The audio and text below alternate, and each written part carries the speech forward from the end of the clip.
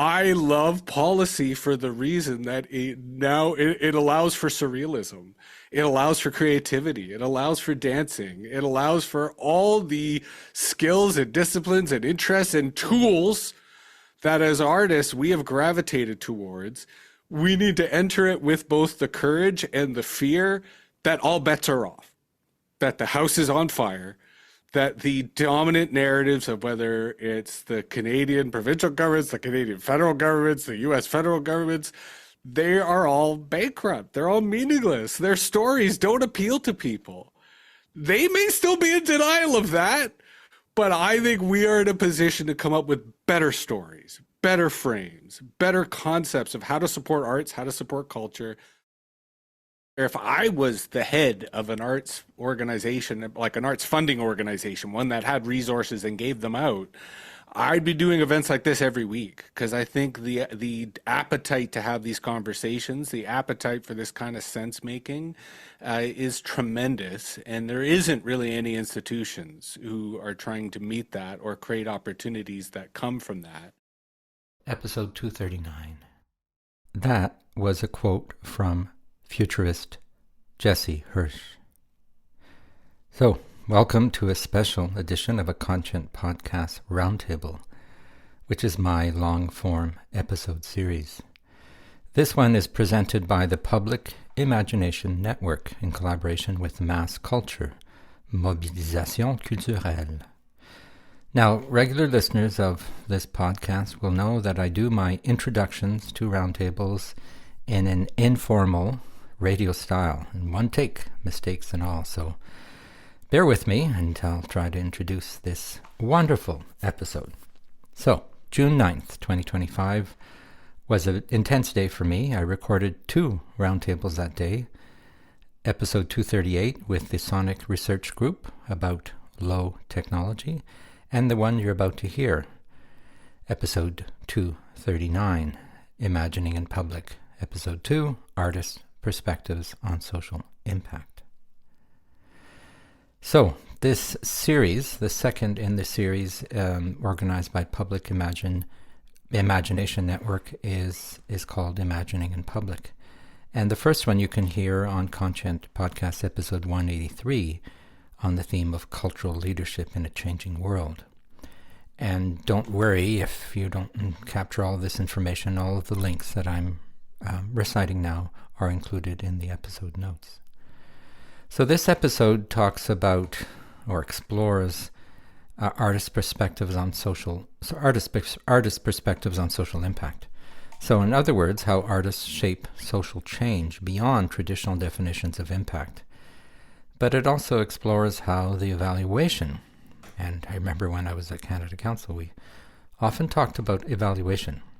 The evaluation of artistic contributions can shape public life. The panel is formed of Public Imagination Network Fellows, Sherry Boyle, Kevin Loring, Shannon Litzenberger, Kevin Ormsby, and Evelyn Perry, as well as special guest, futurist Jesse Hirsch, who you heard at the top of the program, in a quote that I chose specifically because it is provocative. Governments are bankrupt, meaningless, without appeal, and in denial. I used to work in government, and I don't think it's quite that bad, but I think Jesse makes a good point, and I think you'll enjoy hearing him and all the other panelists debate these issues. And in particular, if you want to follow Jesse's work, he has a good Substack called MetaViews Future of Authority. So, a lively debate is about to come, and you'll also hear some input from audience members, including myself, about the issues and the theme of the event. And there are 3 breakout groups, and I'll explain all of that in a minute. But before going further, I wanted to read to you the 3 framing questions that the organizers developed to prepare for the event or to give it some shape. First question, what does social impact truly mean in the context of artistic practice? Second question, if artists are catalysts for new imaginaries and drivers of transformation, how can their impacts be amplified outside of the cultural arts and cultural sectors?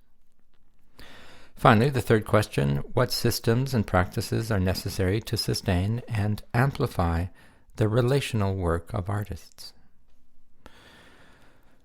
So we're about to hear answers to those questions. A bit of a heads up, the episode is 2 hours and 20 minutes. I think that's the longest roundtable I've done yet, but it's quite easy to listen to. The first part is opening thoughts by each of the panelists, and then we go into about half-hour breakout groups.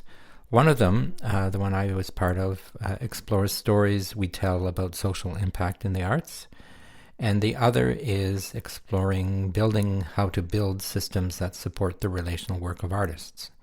So you'll hear those in that order. There actually was a third breakout group that explored the question of, is social impact a byproduct or a goal? But unfortunately it was not recorded and is not part of this episode. But there's more enough content there for you to hear from different community members and their thoughts on these questions. And then, to wrap it up, the panel comes back and has some concluding thoughts and brings it all together. So, when I listen to something like this, sometimes I'm, driving or cleaning the house or training for some running event. But it also reminds me of when I was in my 20s, I used to listen to CBC's Brave New Waves late at night.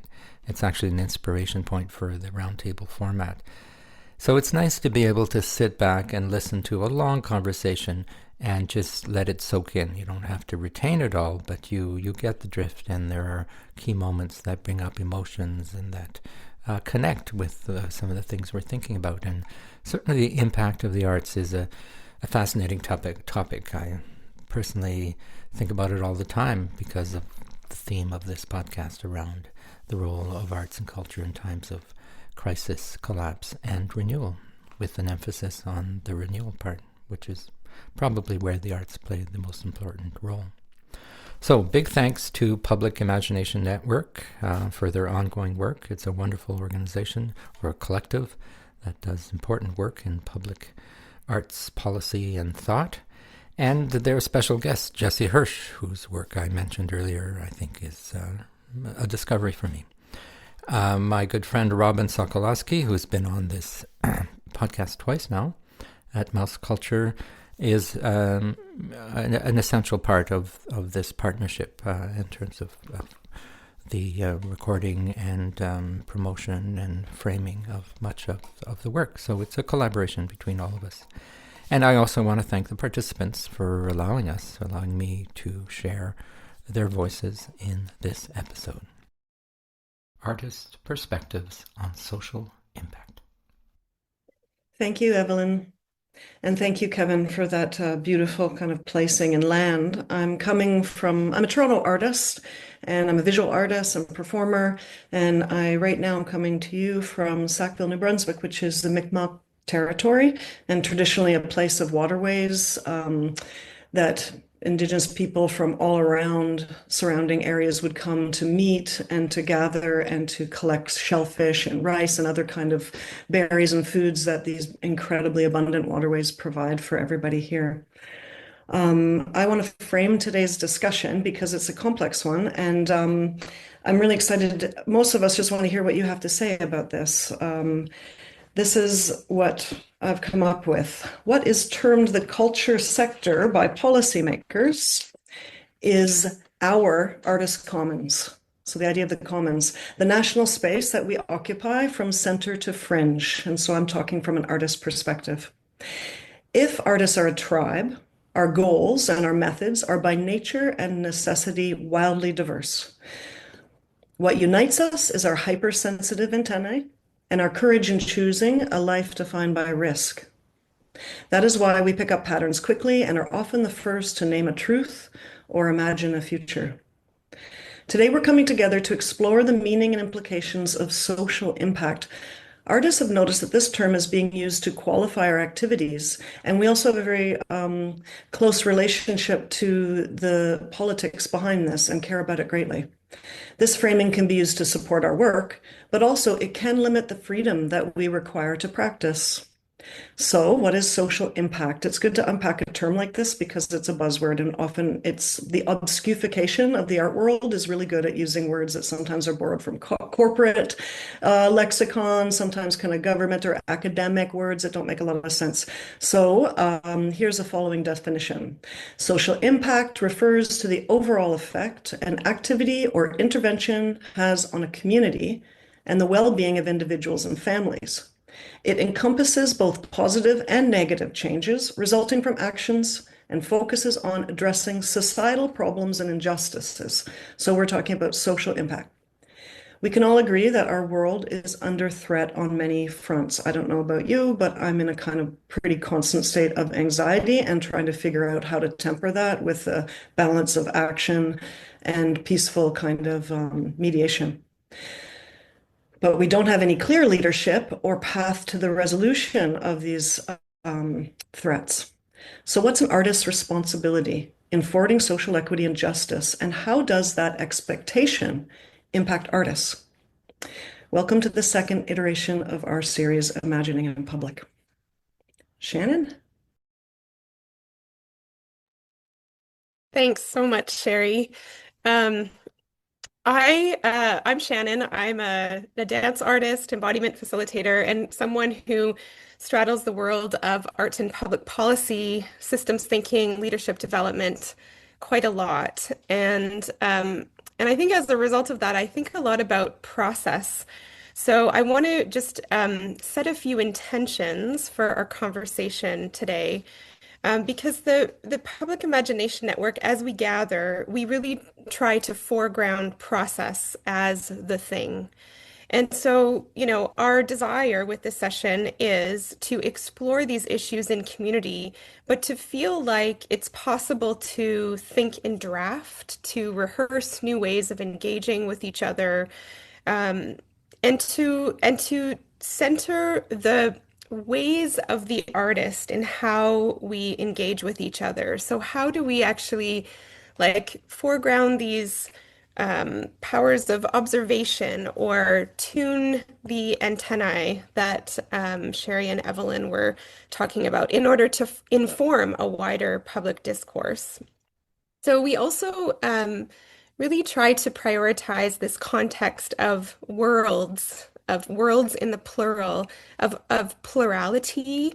And that one of the things that as public imagination has been in conversation, we are kind of pushing back against is the idea that we are a thing that can be defined and held together clearly, but actually we are a collection of individual humans that are in this relational space and have differing opinions sometimes, have vast experiences that come from different social locations and different lived experience. And so we really want to welcome that in this conversation.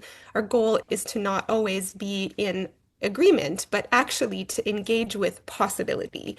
So foregrounding this idea of process and possibility. What else is possible? What have we not explored?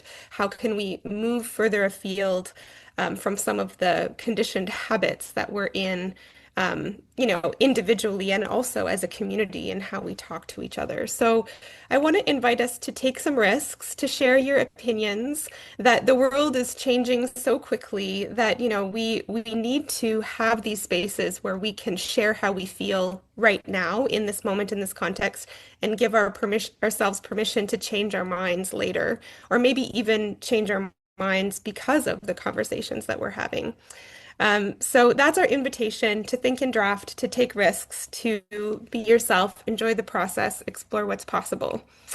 And now I'm going to pass it back to Evelyn. Thanks, Shannon. So just a few quick words to set up the structure of our time together. We have a couple hours. I want to introduce who we are hosting today. We are members of the Public Imagination, Sherry Boyle, Kevin Ormsby, Shannon Litzenberger, Kevin Loring, and we have a special guest today, which we're so pleased to welcome Jesse Hirsch to this conversation as well, somebody who has inspired people amongst our membership and we thought would be a wonderful addition to this conversation and the provocations that we hope to create through it. So we are going to be beginning with a kind of brief opening statement or provocation from each of the six of us, just like 2 to 3 minutes. And we're not doing big personal introductions. I think that our bios maybe are posted, or you can read our bios in the Public Imagination website. So we're not going to take time for that. But we will just allow each person to say a few opening comments, stories, provocations around our theme today to hopefully inform what's going to happen next, which will be that we're going to divide into breakout groups so that we have a longer time for everyone who's here in the Zoom with us today to get into like a real conversation with each other. So the six of us will be going in pairs and hosting. We'll probably have 3 breakout groups. We'll see if the numbers align that way, maybe 4. And then we'll come back together at the end, and Robin, who is hosting today from Mass Culture, will sort of host a wrap up where we have a conversation amongst the 6 of us, reflecting on what we've heard and thought about in the breakout groups. So before we get into that, one other concept I want to explain that's going to feature as part of our Zoom time together. And this is like a holdover, I think, or something that I learned actually from a mass culture series during the pandemic when we had so many of these meetings and we're looking to try and figure out ways to make Zoom a little more personable and a little more like to utilize the technology in a way that's good in Zoom. So one of these innovations was something called a chat storm. And we did this in our first conversation. We're going to try it again today. A chat storm basically is a time for all of us to create a response in the chat. But the way that we do it is we'll ask a question, then we'll ask you to type your answer, but not press send. So we're not kind of having a continuous trickle of chat happening at the side, but rather we'll all type together our response. We'll give it a minute and then we'll say, okay, press send. And we all press send together. And then we all take a minute or two to sift through and read the responses. So it's just a different kind of way than trying to have, the chat conversation and a real conversation going at the same time, trying to mitigate that split of attention. And it was a really fun thing. So I hope it will be fun again today. So I am going to read through, we have 3 sort of thematic provocations. These will be the way we divide up our 3 conversation groups today. And I'm just going to read through them. And I think Robin will also pop them in the chat so you can read them again yourself. And once we've shared these, then we'll hear from each of us. Is that right? Or should we just go with our intros first? Just checking in with Shannon. Oh, I think we were going to do the first chat storm and then go into our provocations. And then we have another one for later. Yeah. Thank you. I got momentarily confused by our notes. Okay. Good. Okay, so this is for everyone. Participatory. We're practicing the chat storm. So our provocation is, and you're going to write but not send. When you think about a meaningful social experience, what words would you use to describe it? So go ahead and make a response, but don't send yet into the chat. When you think about a meaningful social experience, what words would you use to describe it? And we've had a request for a couple more minutes on that for the slow typers. So let's just. Absolutely. Yeah. We're good about time. We'll take a minute here. So feel free to think of more than one word. I'm definitely feeling lots of themes arising as I scroll through, and I imagine you are too, perhaps seeing connections with the thing you wrote or being inspired by other people's perspectives.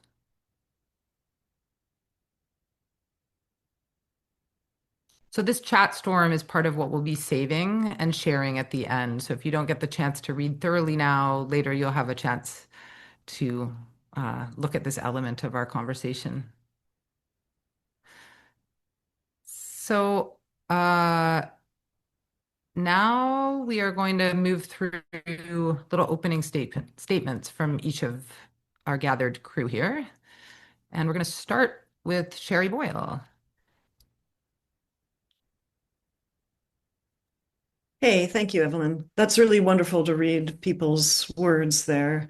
I look forward to looking at that more deeper, but it feels connection is a thing. We're all here. We want to be connected. These little things I'm going to read because I get a little bit nervous to go right off the cuff, and I had some pretty deep thoughts about this subject, so forgive me.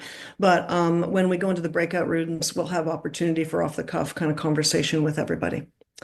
Artist processes are exploratory by nature. We allow the act of creation to lead us. An example of this in my own practice is as simple as sculpting in clay. My hands imprint the material, and by paying close attention to the way it responds to my touch, I can change my direction mid-artwork. I may have started with one idea, but I can learn something new only when I let go of my impulse to control the outcome, and allow myself to feel and listen and follow the unknown. The freedom to change or to fail is necessary for new insights to emerge. Artists' best and wildest work cannot be domesticated. As people devoted to keeping spirit alive, I believe that's what artists do. Our fundamental requirements are freedom. Our processes are not easily measured and are usually incompatible with pre-directed deliverables. People who choose the path of a practicing artist's lives do so because they have the will and courage to live with instability. It's a life of seeking, self-learning, and sharing the vulnerable results. For many of us, it's also a material practice, focus on evolving the skills of one's hands or body. Not every audience is suited to every artwork. In a healthy society, there is support for all sorts of audiences and all sorts of artists. When artists are integrated and trusted as a natural part of society, we don't question their worth or impact. However, in Canada, we've been living with the economic and cultural effects of government austerity for decades. Our slowly underfunded social support systems, paired with a lack of childhood education in arts and culture, can lead institutions and the public to expect artists to prove their worth. This, to me, is a sign that something is wrong with the spirit and governance of a society. Although a great number of artists, myself included, are deeply involved in the human project of social justice, it can't be the only metric that justifies supporting us. I will argue that when a government fails its purpose to take care of the basic needs of the people, which is what its purpose is, we can't expect artists to repair that broken social safety net. Artists deal in feelings, story, ideas. We don't build affordable housing, offer medical care, solve inequity, restrict environmental destruction, or end poverty. Our work is a crucial healing tool, but we can't stop the original injury. I just want to put that out there and think about that, because I sometimes feel as an artist, we're asked to justify all the time what our social impact is. And I work very closely with trying to monitor social impact to encourage, say, some of the wealthy classes I'm connected with through the art and gallery world to donate to programs of arts and healing. And that's one of the only ways I can get people to donate, is to say, hey, there's a social impact here. You won't be able, an economic impact, some kind of way that the arts are kind of utilized. Yet I know as an artist and a maker, that can't be my purpose and goal for making art. For me, it's a byproduct, an inherently natural byproduct of what I do. On a different and final note, I want to state that for an artist like myself who doesn't sell tickets, and I have no data metrics to measure my personal impact of what I do and what I make, the only way I can do that is by being compelled to engage in harvesting numbers from techno-fascist social media companies. The forced participation of artists across all platforms to gather followers on Meta, Spotify, or X to prove how many people we're impacting exposes us to political threat, mental illness, predatory economic practices, and extraction and obsolescence by AI. I'll leave it there, lots to think about, and pass it over to the next speaker. Thanks. Kevin Ormsby, and maybe you can introduce yourself also just off the top. Yeah, I'm Kevin A. Ormsby. I use the A in my name because if you search Kevin Ormsby, sometimes you'll see a white guy looking at you smiling. They also some seem to also be in communications and culture. Don't know what that is about, but here I am. I go counterpoint to Sherry's conversation. I'm curious about defining what is social, defining what is impact, and doing so from my particular experience, not just as an artist, but also as an artistic director and a co-director for an organization that works specifically with equity or IPOC seeking deserved artists. And so for me, social impact is really important because I think the arts is embedded in social impact. And somewhere along the way, through privilege of funding, we've moved away from thinking about communities and society and people in social impact. I would argue that some of the things that we're facing right now is because of that separation. So for me, my proposition is that the art needs to realign its relationship with social impact, and that social impact can be made from many perspectives. Health. Case in point, as an example, I've used dance with Bankrupt to talk and support persons with dementia, offering health and wellness and recapturing mind and body understandings. Economic, that there's an economic impact. I would argue that the CRA and some of those systems are actually undermining the arts because as a not-for-profit, you're not supposed to make a revenue. But if you don't make a revenue, how else do you continue making the beautiful things that we do, what we call an artistic practice? So for me, I think there's a lot of realigning to the systems, the structures that we have put in place that I would argue needs to be considered when artists and arts organization intersect with this idea of social impact. Justice. On so many levels, it's Pride Month. As a queer artist, not all my subject matter may be queer, and I know that many artists. So there's no queer practices that receives funding anywhere across this country.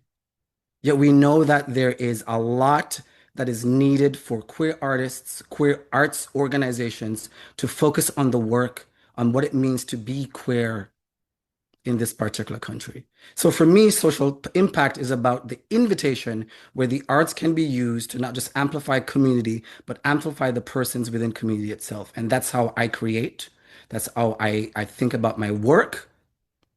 I can also go further, and I'm always going from many angles on different things to talk about what needs to happen for social impact to be understood as such.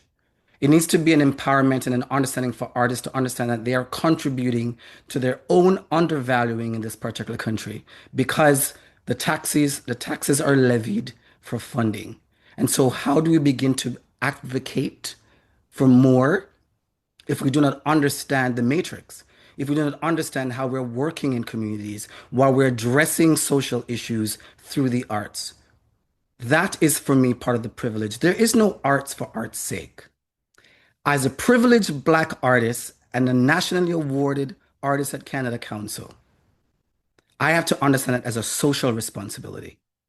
I have to understand that spaces that I end up in, other Black artists, and if we go male, cisgendered, queer artists, do not arrive. And so social impact for me is how, not just as a person, an individual working between two organizations, but also how I can use the arts to influence and make everyone in this particular country and in the world understand the beautiful impact that the arts has at the center of human beings and their understanding, not at the periphery looking in.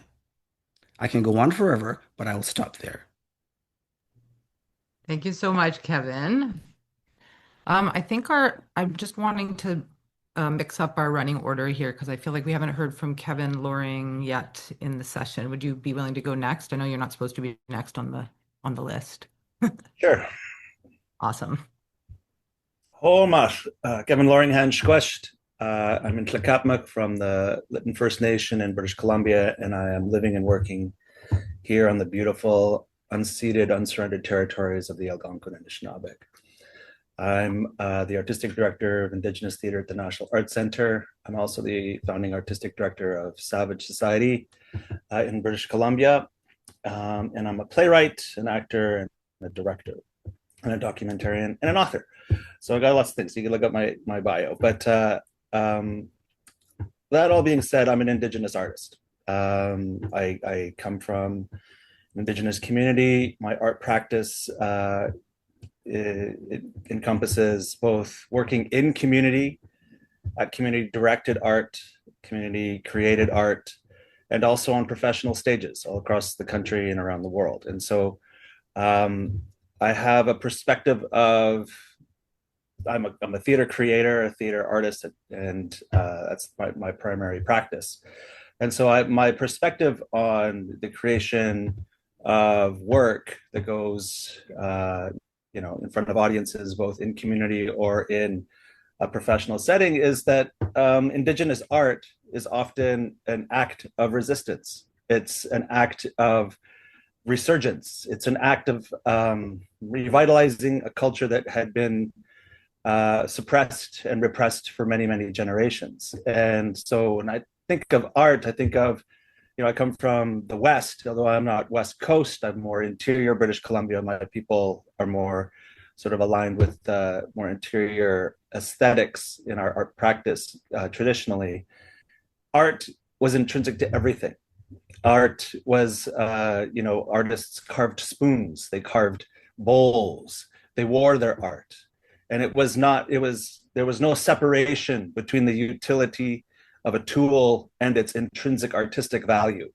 And I think that for me is where I come from in my art practice, that art is ubiquitous with breathing, with living, with walking, with dancing, with telling stories. We sort of define the human species as the tool makers, but I think we should actually call ourselves the storytellers. And I think that is so much a part of how I approach the work, that it is just something that we as human beings do, that we, no matter what we do, there is a way of, all you have to do is put a frame around it and it becomes artistic. And how you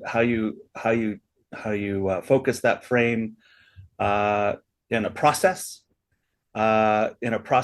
oriented structure where you are creating frameworks upon frameworks in order to do the work that you're trying to do as an artist in the room or on the stage. It's all about your intention. And for me, I think that,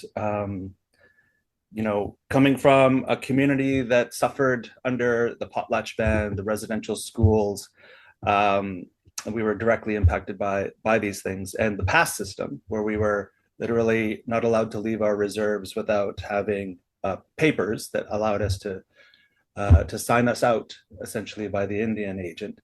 Like that history is embedded in my family and in my culture.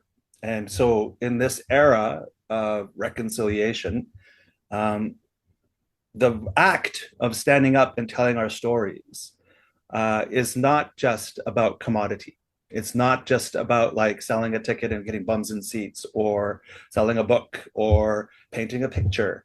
It is an act of resistance and power and strength and resilience and resurgence, and it's much more full of action than it is full of the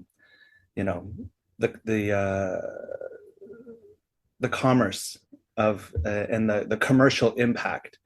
The impacts are spiritual. The impacts are for sure cultural, intellectual, emotional, holistic.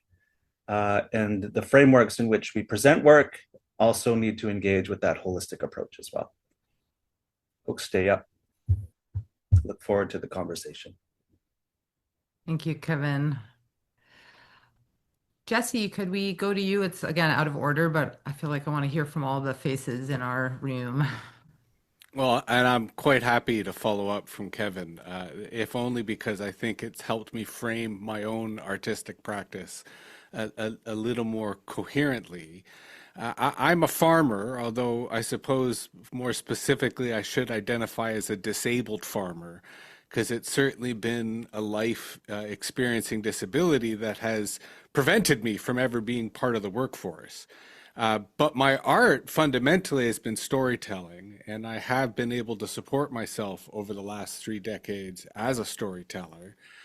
But I've kind of become a farmer because I'm fascinated by tools and I'm fascinated by tool making and I'm fascinated by the stories we tell about our tools.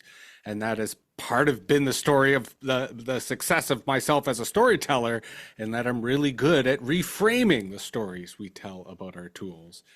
But the place that I find the greatest joy in practicing or pursuing my artistic practice is the world of policy, because the world of policy so desperately needs the attitude and approach of the artist.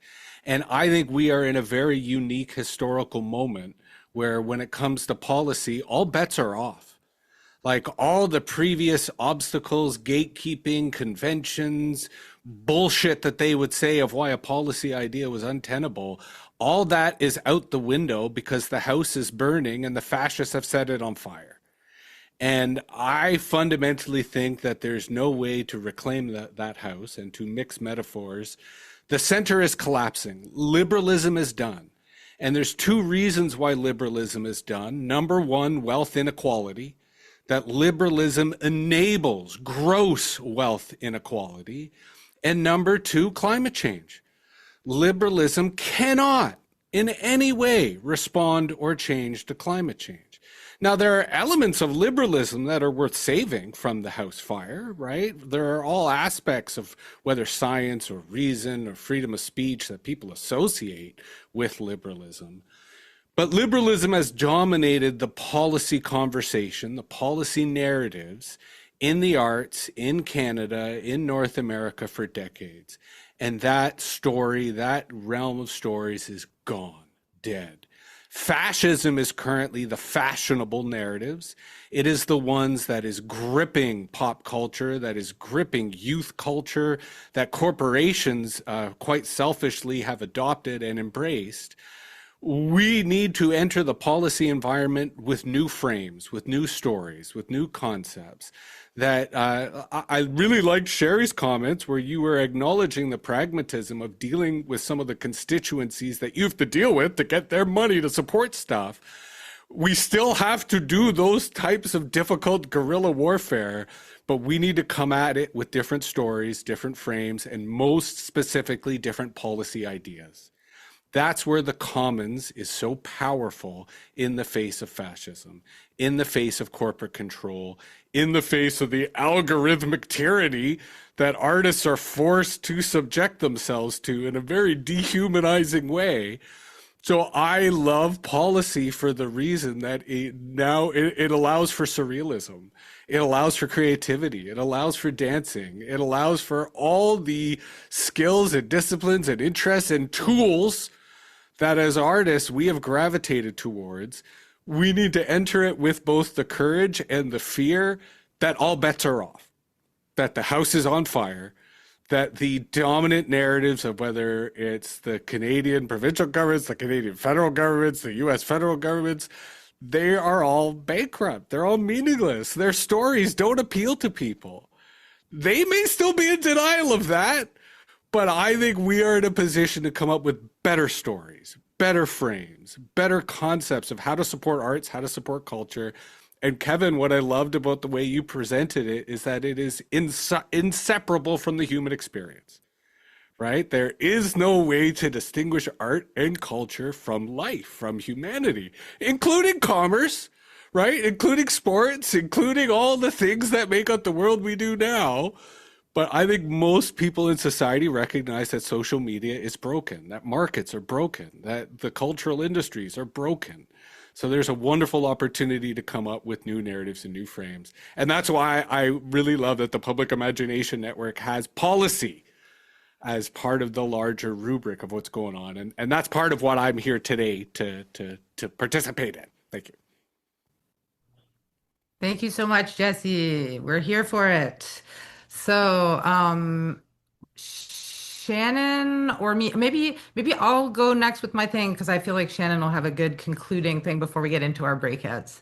Um, I haven't really prepared something super tight, so I'm going to riff a little bit on what I've heard because part of what I love about public imagination and our conversations is this opportunity to think in draft and speak in draft and to be inspired and kind of riff off of the themes that arise.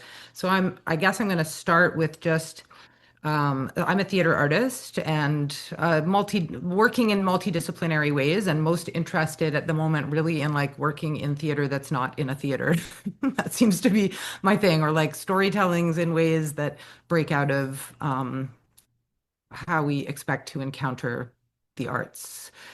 Um, and I'm a writer and a director mostly these days, and have been an actor and um, I've been an artistic director. I'm a queer artist, picking up on themes that Kevin Ormsby was talking about in terms of uh, queer art and queer artists and supports and impacts. Um, Something that I would just note anecdotally from my experience working as the artistic director at Buddies in Bad Times Theatre in Toronto for many years, and I was there as the artistic director for 5 years.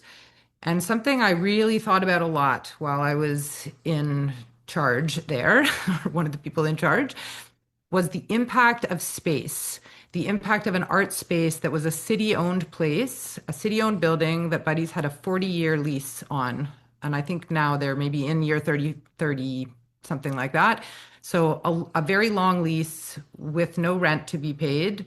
We paid for the upkeep of an old building, so that was not insubstantial. But the impact of a queer theater being granted not just a space, but a substantial space in downtown Toronto, in the middle of the gay village, uh, I think cannot be underestimated, not just in terms of the history of that theater company, but in fact in Toronto's history and in queer culture in Canada, because what that space enabled artists to make, the fact that we were a marginalized community making in a big space, not in a little shoebox, not in a tiny black box off in somebody's garage, but in a main space. Like one thing that I thought about a lot, watching so many productions and sort of being like a steward in that role to hosting so many different artists and people in the building, was like, what it means to be in a large theater space is you get a little perspective on your work. You can stand back from it a little bit.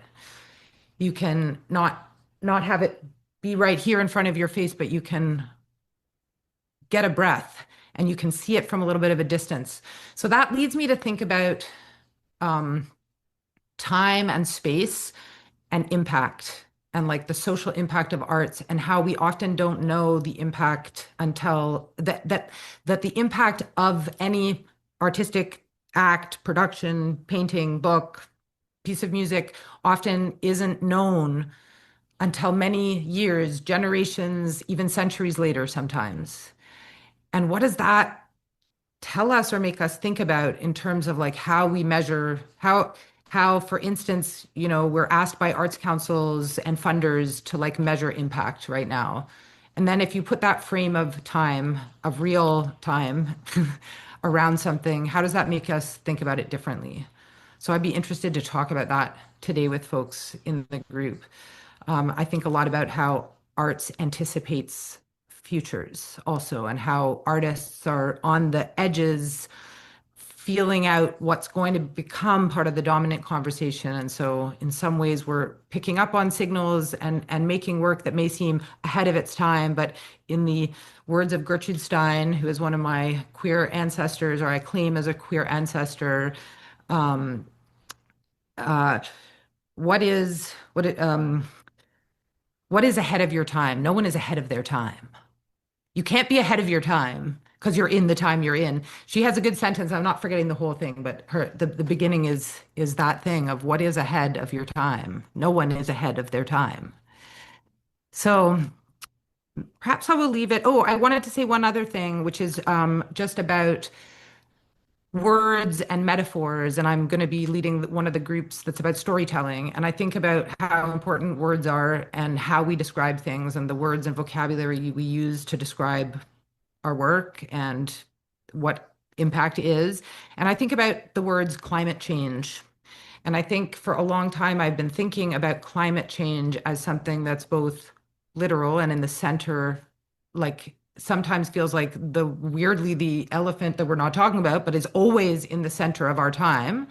But I also think about it as a metaphor for the moment that we're in that Jesse articulates so beautifully of like we are in a time of, if we think of the climate as everything, and we're like climate is what we are a part of. In Nuktitut, there's a beautiful word sila that means, it was explained to me as meaning the weather and everything, because in that culture weather dictates everything all the time when you're living in the north.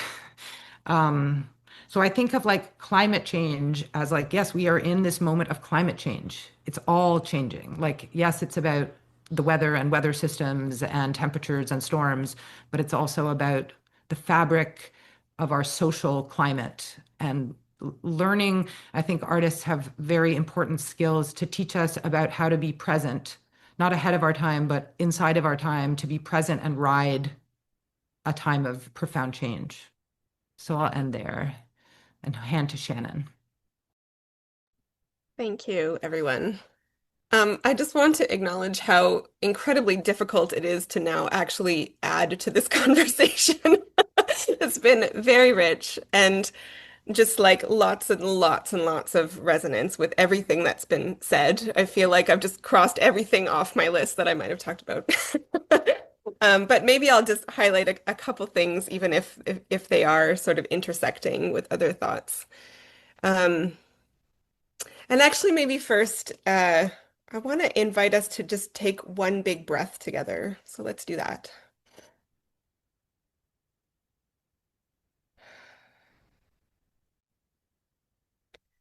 One of the reflections I had when I was sort of toiling over, thinking about the limitations of this notion of social impact, like I really wasn't feeling social impact as something that I really want to grab a hold of and make use of. I was reflecting on this way that when our bodies breathe in, that we expand, and that expansion is not a metaphor, it's a real thing that happens. And I think this moment right now is asking for us to expand into new possibilities as a sector, like as a field in society that makes this, um, contribution to social impact, that I actually think we should not wait for an invitation to step out of the old frames, that we are absolutely capable of articulating what a society is longing for right now, and the public that we, the communities, the people, the friends, the family, the colleagues that we engage with, the politicians, the funders, the institutional heads that we engage with in real time, in real life, they are also capable of a more complex, poetic, and emotionally honest hearing of truths of what art is and what it's capable. Art is all by itself a way of knowing the world. We don't need to collapse ourselves into policy making proofs and language. We don't. And I actually don't know why we are doing this. Like, who is the Wizard of Oz behind the screen that's saying, you must articulate your value this way or you're not valuable? Like, I think it's actually this weird shared thing that we've come to some kind of invisible agreement around, imagining that power structures are forcing this on us. But we are the arts. We influence what people believe is possible. We are like an invitation for people to engage their imagination in public, right? And so I think we just need to do it and not be shy about it and not pretend it's something else, not pretend that it has to be measured or that it has to be understood and defined and explained so that it can have value. I listen to a lot of, I have been listening to a lot of podcasts lately, in the kind of like vein of philosophy, because I feel like that's the only place that there's any sense to be made is when you just go way, way up in the sky and try to look in that meta space. And I heard this line, and I'm not remembering. I think it might have been Indy Johar who said this, but I'm not positive, so I'm sorry, it's not a direct quote. But the line was that control is incompatible with complexity. Control is incompatible with complexity. And I really just had this full embodied like goosebumps when I heard that, because I think this is what is the like what is causing the arts to contract and become insular is that we are the control comes in this form of needing to measure, needing to justify, needing to define, needing to put clear boxes around everything. But like art is never going away. It was always here. It has always been practiced in all cultures through all time. Like it is a way that we cultivate our shared sense of humanity. And so I think we are at a moment where we don't need to ask permission to start like, chipping away at some of the boxes that we've been put inside and the ways that we've been asked to justify, to define, to measure, that actually now is a time where I think it would be an absolute breath of fresh air to propose something else and to connect with community and with others like through that through spirit, through emotion, through feeling, through all the truths that create resonance and meaning and care and justice that like forget impact. That's like, we don't need to talk about it at all. Let's talk about those other things. Let's talk about how we care about each other and how artists have processes and take deep breaths and expand into new possibilities with the work that we do. Okay, I'm going to stop there. Wow. Shannon. That was so amazing. Oh my goodness, there's so much information in there and it's just so beautiful in all the different directions. For those whom I have not yet had the pleasure to meet yet, my name is Robin Sokolowski. I'm the Director of Programs and Research at Mass Culture and a huge and very proud collaborator of Public Imagination Network.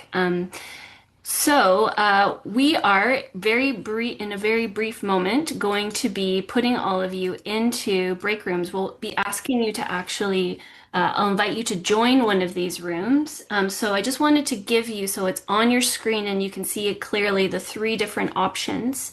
The first is the stories we tell about social impact in the arts. The second is the social impact, is social impact a byproduct or a goal? And the third is building systems that support the relational work of artists, so of the arts. So I'm going to stop sharing that, but hopefully you have an idea of which direction you want to go in, and invite you to join one of the breakouts. If you're having issues and you don't see where to join, you can certainly put in the Zoom chat which room you want to go in, and you'll just have to be patient with me, and I will put you there. But hopefully you can see that right now so that so you can join one of your rooms.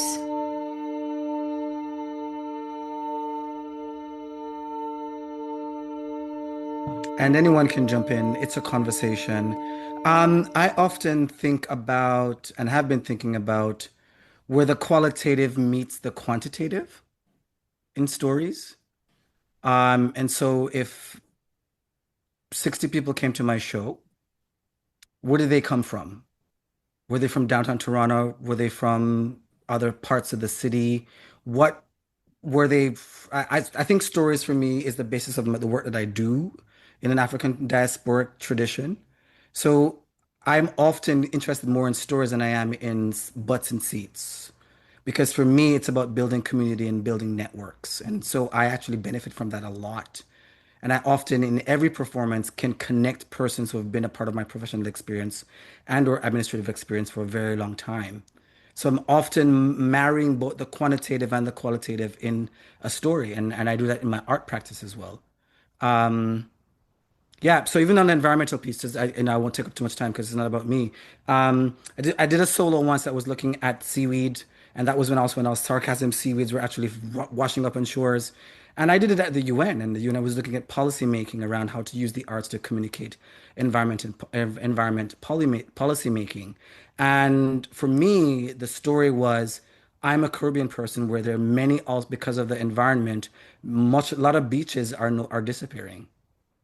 And they were interested in that story because then it was actually a longer trajectory around also global impact and climate change. And what became a piece about also the responsibility of us as politicians and or as people for not further damaging the earth and our environments the way that we have is also something I can bring to that particular work as well and brought to that particular work using numbers, using case studies, using things about the environment in a particular artistic work. So again, I will always go many places. I have an ambidextrous brain. Any thoughts on that, how story links with art making or art practice? Yeah, and inviting people to like reflect on any of the provocations that were shared in the larger room or where you're coming from today, why you're here, why you're interested in this topic, what lights you up about it. You could do the dance of raising your hand. Sure, I'll jump in. Sure. Sure. Okay. My name's Naomi Chorney. I'm a visual artist. I spent a long time in community arts engagement and working in with different age groups, teaching visual arts as well as performing arts, en français and in English. So it gave me a broader reach. I started a small grassroots organization in Regent Park that operated for a few years, and then we lost a major funder, so then I actually had to get a job so I could eat. And so I've been actually working at an arts funder for the last 2.5 years now, but loving and missing that sort of community aspect, being on the ground with people. So, I sort of have been coming from a space of, again, having to justify for funders, having to justify for donors what we do and how do we quantify that in very clear metrics when it's something that is so qualitative and so intangible, that aspect of meeting and community,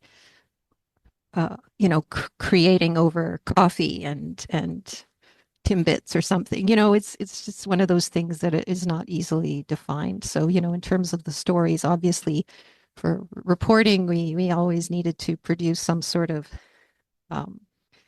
responsive document that featured photographs of, people from underserved communities doing art with us, creating exhibitions that were viewed very locally that didn't have a very large impact other than within the small community that was served. So it's, overcoming these challenges of how to tell those stories in a way that's very meaningful and powerful of people who don't have food security, who don't have housing security, who have dealt with and or are living with addictions and overcoming all sorts of trauma and whatnot. So but just being able to get together in a very non-judgmental space and creating stuff is awesome. And it feels good, but how does that translate into dollars and funding and or again, getting back to having to justify, what we do and why it's important. So just sort of throwing that out there. Thank you. And I want to, I don't think we're supposed to be summarizing, but I really love, and I've been asking the question around why is there a separation between community engaged arts and professional arts practice? So I'm throwing that proposition into the room as well, because we know funding, there is a significant separation, and it's a valuing, and I think it's a valuing based on Western concepts of what art making and process and also commodification production look like. Thank you. Anyone else? I can jump in. I'm actually going to have to leave at about 20 after. My name's Liz. And hi, Kevin. Really nice to see you again. Kevin and I did a fellowship program together through the Toronto Arts Council about a decade ago. So I work at a funder as a funder now, so similar to Naomi, because I couldn't afford to be an executive director and raise 3 kids on my own and an executive director in the community arts world. But I came to community engaged arts after having been a musician, being part of an all ages kind of music scene as a young person coming of age really shaped the ways that I understand community and how to participate in community, how to co-create with people. That led me into the community arts world, and been a funder for 9 years now. And what's interesting is I initially was hired to lead the arts and culture strategy at the foundation, and my role shifted about 5 years ago to develop partnerships, to develop a partnership investments program, to create partnerships at a systems level in the nonprofit sector to address the issues that kind of all nonprofits are facing and being able to deliver on their mandates, including the arts and culture sector. And so part of my work has actually been supporting the development of mass culture to be able to tell the stories about the arts sector. But I have to bridge these. I work in not just the arts and culture sector now, but I bridge across different subsectors of the nonprofit sector. And I feel like I often have to do a lot of translation of the way, we talk about things in the arts sector, the way that we understand impact versus, what government priorities are or how things are communicated in other sectors. But I would say it's across the board, there has been an underinvestment in supporting people, nonprofits doing all kinds of work in being able to tell the stories about their impact. And so that's the space that I'm working in now. And I just in terms of the a lot of the comments about this need to have artists engaged at at policy tables. We need new ways of thinking and doing, and I can't agree more. I think we need to reimagine how we're having these conversations. But I'm curious, and I think some strategic work would be identifying where those tables are that we want to see artists participating. And this is maybe connected to the third group, which was imagining relational infrastructure. It's so then what are the avenues to participation in those formal or official spaces? How do we design that? One of the ways that we've tried to design that is through the Cultural Policy Hub at OCAD University. I say we as it's a consortium of funders trying to imagine what those pathways are. But there's not just one pathway. We need to imagine lots of pathways. I love that, Liz. And I will just offer a little anecdote that it makes me think about, which is I recently had the opportunity to write a piece which forced me to do a ton of research about something I didn't know much about, which is the music strategy in Kingston, which is the city that I'm living nearby. And it revealed this whole world about music strategies, which is a phenomenon happening across the country that maybe some of you are deeply familiar with. But if you are not, the sort of gist of it is municipalities stepping up to in recognizing that music is being affected by the economy of now, and partly because it's not just musicians who are suffering, but also venues are suffering because of the housing crisis. And so there's music strategies are kind of stepping in to create a space for music at a policy table. And my takeaway from understanding more about these policies was that they're really driven with this same kind of language and focus on the reason that your city should invest in this is because of economic development, because it's going to have an economic impact and it's going to drive tourism and make your city a more livable city that people will want to visit and come to, because music makes a city great. And one of my real takeaways from like looking at the phenomenon of this is like, well, it's a good step that cities are recognizing how important music is to their identity and to their city. But actually, like, we need to solve the housing crisis because artists can't afford to live. And how we, like, the real issue here at the center of so many things right now is housing and affordability. And if artists can't afford to thrive in a city, you can talk about economic driving, like tourism and the impact of the arts, but like it's backwards. So a thought that I've had through that research is like, how do we use these music offices, which are cropping up everywhere, to get a space at policy tables where musicians get to be on the housing committee or the transportation committee, or like placing them, not just putting the focus on the music making and the venues, which is important as well, but how do we like go back and forth and extend that out?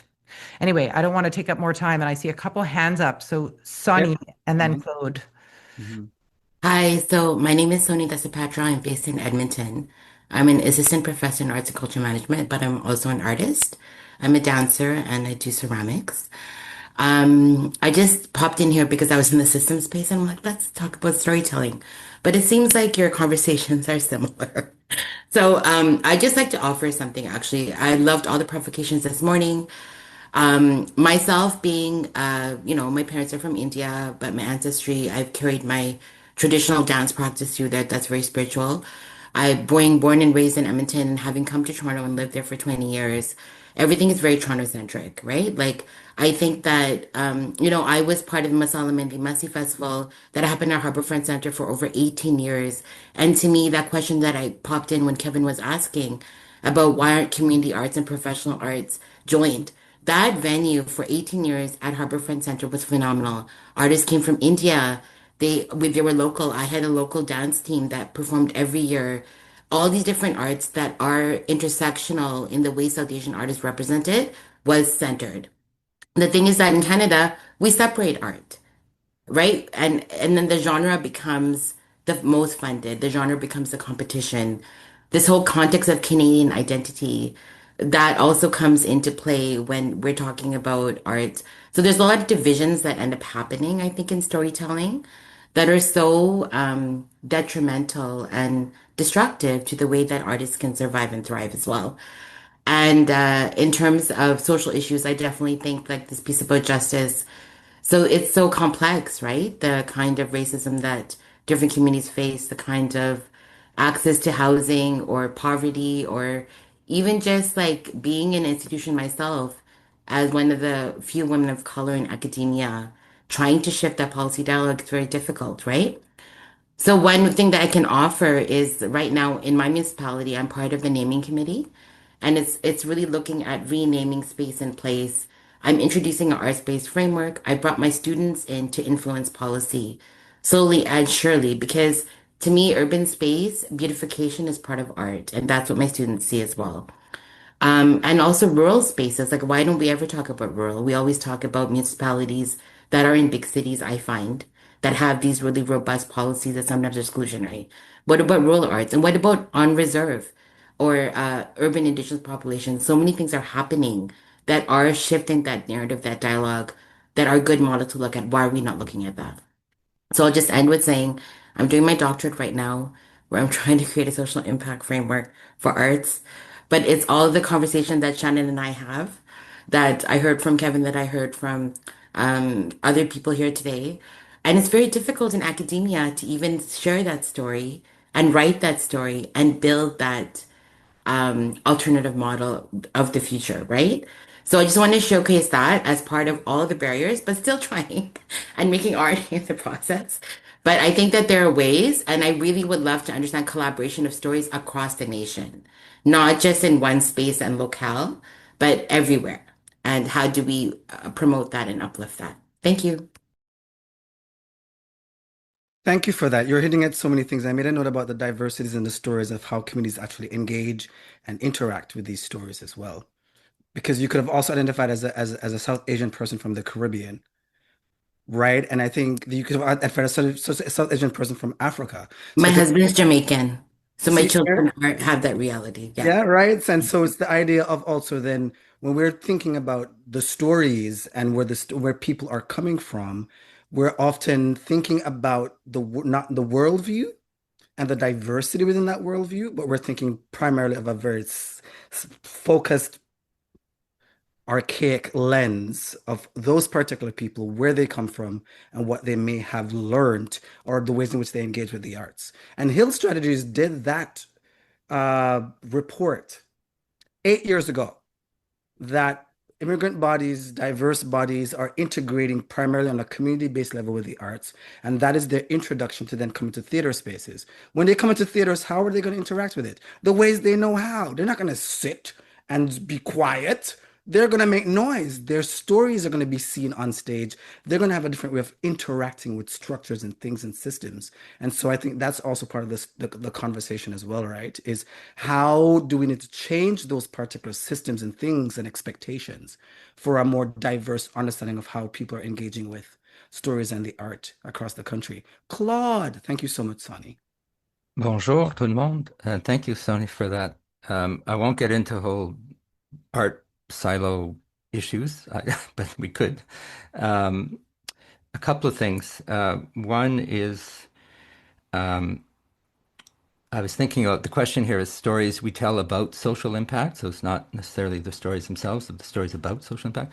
But what I'm noticing in arts organizations now is that the ones they speak in many ways, right? You speak on stage or in the gallery, and that's one thing. But the way that policies are promoted and talked about, say you have an equity policy, you have an environmental policy, reflects very much on the social impact of the organization, though that's not on the stage. And I'm also noticing I do podcasts and I always chose an excerpt at the top of every episode, and I knowing that people won't get through the whole thing. And I think the tone of people, the voices, the diversity of voices that we put up front in our promotion and whatever we quote makes a huge difference because people will not always experience the full arts organization, right? We live in a fragmented digital world, but the digits, when they're of quality, they make a difference because then people are connecting dots and they have an emotional connection to an arts organization and they've never seen their work. They just think it's important. So I think a lot of it has to do with the quality of the little bits that we put out. Obviously, the main work as well, but those little bits really make, and I anyway try to really pay attention to what I put out in the short spaces that make the case for the arts as social, as a social engine, you know, as a necessary fundamental part of who we are and what we do, not as an isolated luxury type activity. I'll leave it at that. Thank you.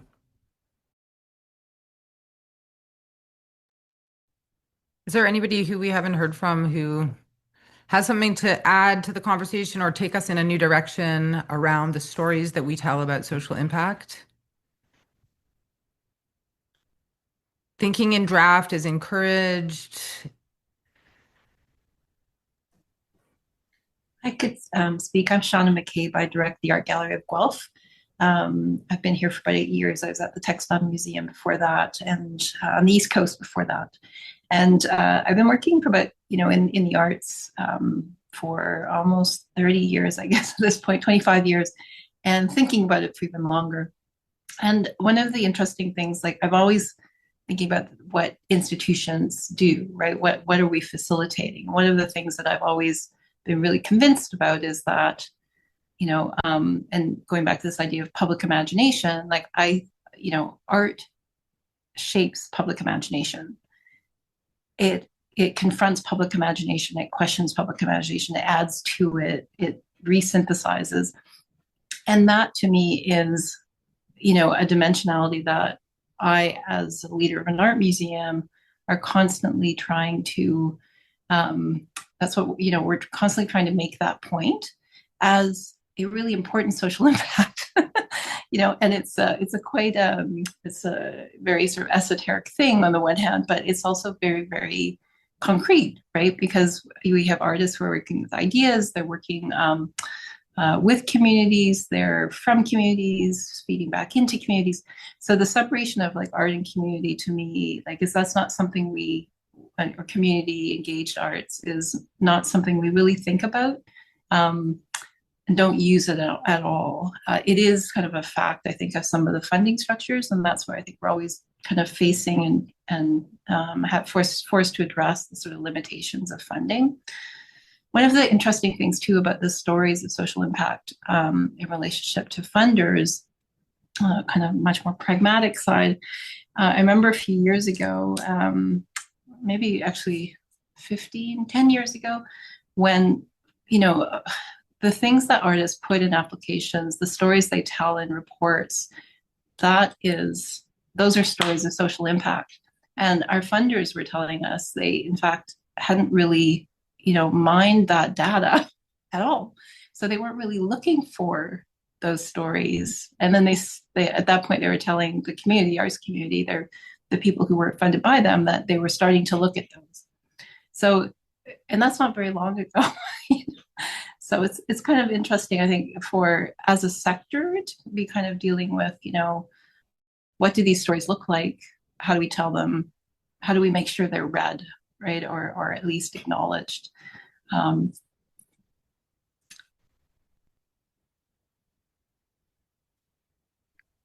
Shauna, that's some great proposition and some great questioning, and I do agree.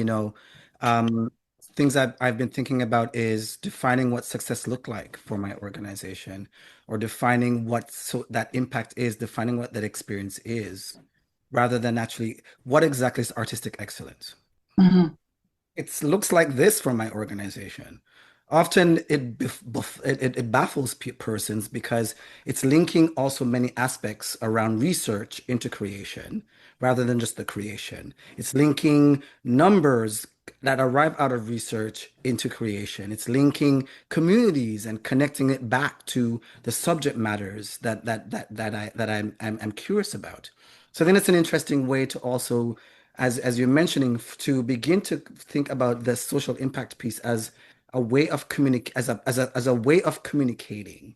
I Mm-hmm. often ask myself the question, how many artists, arts organizations understand what the impact of that community of that communication for Mm-hmm. themselves? So it's never ever about funders. It's about what are the values of my artistic practice. Right. And at very different points in that process, multiple points. Yeah. So thank you for that. Evelyn. Oh, I was just going to say, I wonder if we might consider more just about like unpacking the actual phrase social impact. Like, what is the story that we tell about social impact? What does that mean?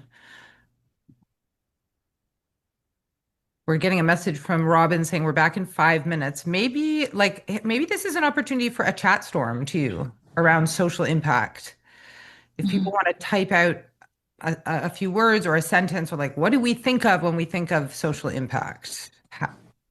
I really loved Sherry's definition that she provided, and I wish that I had written that down because I would like to use it. As somebody who has been working in this space intensely for the past 6 years, that's the best definition I've come across in a long time. I'm certain that she would be willing to share that. So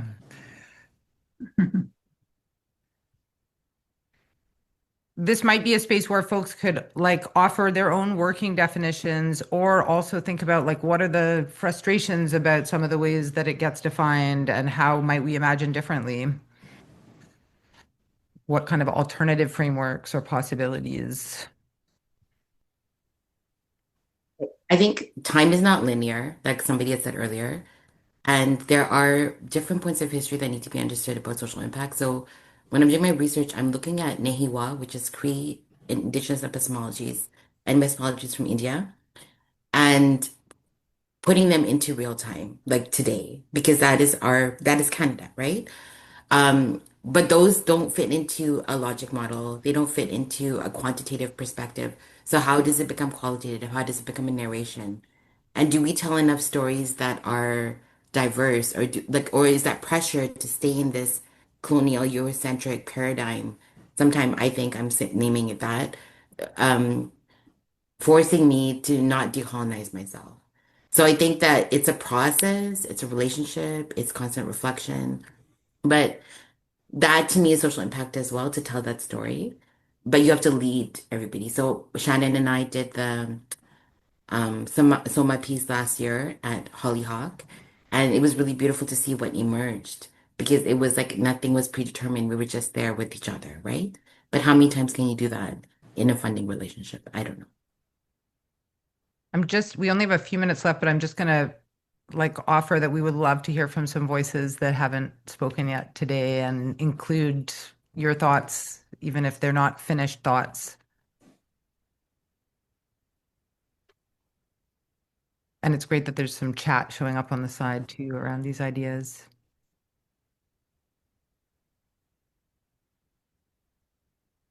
Anyone burning with something that you're like, I want to speak, but I don't really have my thoughts gathered, but I showed up here because I feel a lot about this. Take the risk. This is your moment. You get the mic. Leslie Fisher. Uh, Unformed thoughts. Um,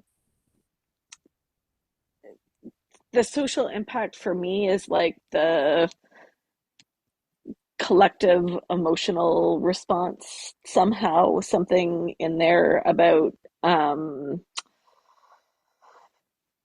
maybe it's we just finished the dance festival here in Guelph, and so it's that the feeling left in the park where everybody's had this shared experience and has been moved uh, in their core somehow. That's that's the thing, and the measuring of that seems ridiculous. Yet it's the thing that I think can like change the world. So there you go. That's the unformed. Bleh. Thank you so much for taking the risk. I love that. I feel like you've added beautiful words to the closing of our conversation, actually. I think that we're being hailed back in just a moment. So thank you for those who contributed, and thank you to those who listened. And I hope we'll be able to continue through the chat storm in the next the final part of our session together. Thank you, everyone. Social Impact is bigging up Leslie, who presented my company in Guelph. Social Impact is saying, Lucy Rupert, I love you. And Liz Forsberg, thank you. Claude Schweier, who's like, this is social impact. Joyce Rosario, one of the only persons certified with myself in the CRP process as we exit the room. Those who I do not know, yes. Naomi, if there's this Art Heart in Regent Park, is that the Art Heart that was upstairs in Regent Park?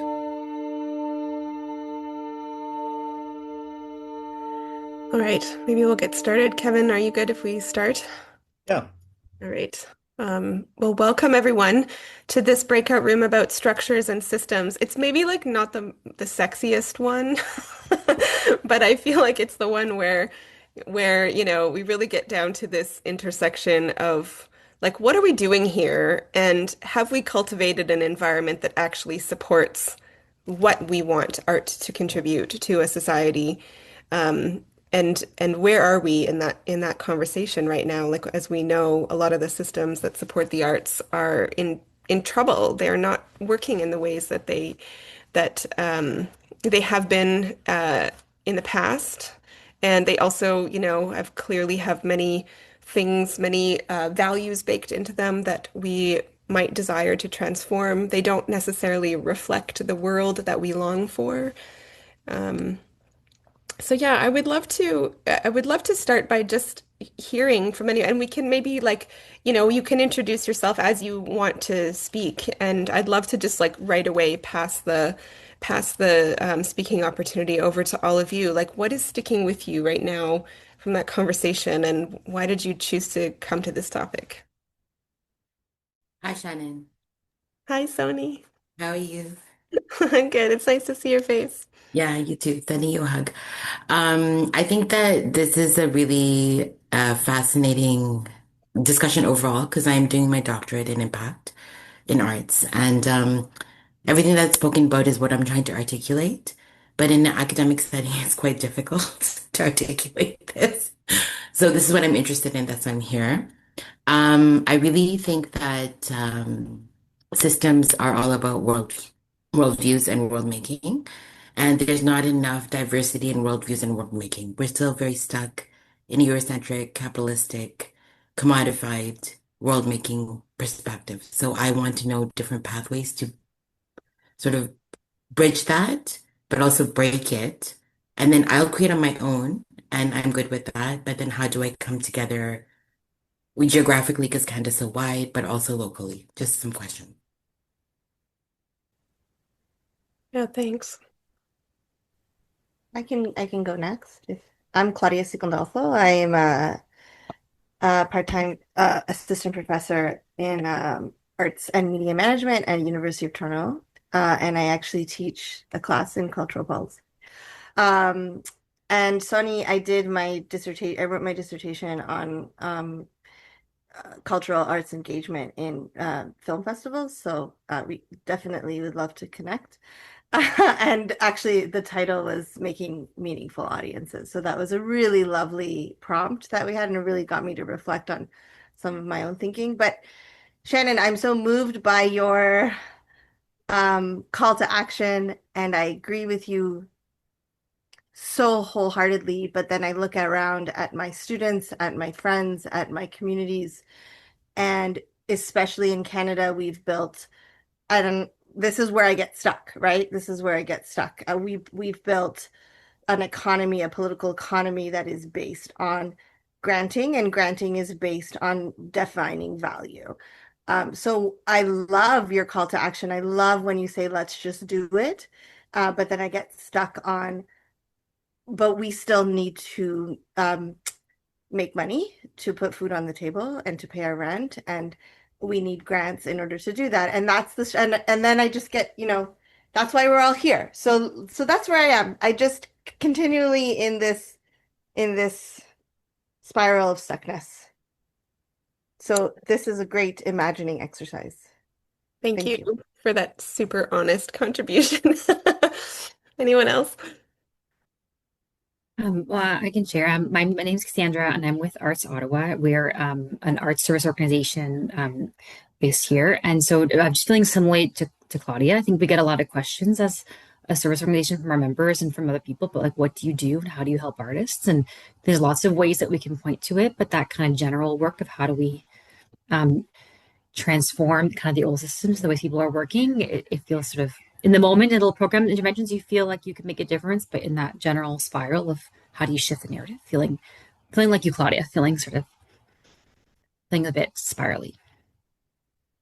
Well, it is kind of the framework that we are all forced to fit ourselves into, right? Into the granting framework, into the policies that exist to to enable us to do the work that we want to do as artists. But it's not, these things are not of our making, right? Like these are things that, these are systems that are imposed upon us, and we have to navigate in order to make the thing. And I think that having these conversations allows us to then begin to maybe find and root out what is it that we really need, and what is it that we really require to support art making, artists, and its ubiquitous role in the culture. I'd like to just follow that with these systems that are imposed upon us. These are also systems that are unconsciously embedded in our relational patterns. And I think working through highlighting those relational patterns and making them visible is a way to tackle the questions. Until we do so, we will just keep replaying those relational patterns. I feel a little bit like an interloper, but my name is Soraya. I work with the Ontario Arts Council. I'm a program officer in, and I was struck by all the conversations, but in particular by Jesse's comment of liberalism, like just all of the systems within liberalism breaking down in this economy, in this climate, in the rise of fascism. And I inhabit a particular place where it's my role to communicate that value system, in and then back out. And also like to witness like where what feels like a structure around a value system, like there's a lot that lives inside the conversation of that structure that we don't always have the capacity to communicate back out. So I'm just very curious about like what's in the in-between spaces of what we can name and what we can't. What are these things we're trying to capture when we talk about impact? And then what does it crack open that actually exposes artists to vulnerabilities? More thoughts than I can articulate. Thanks, Soraya. You're not at all an interloper. You're very welcome.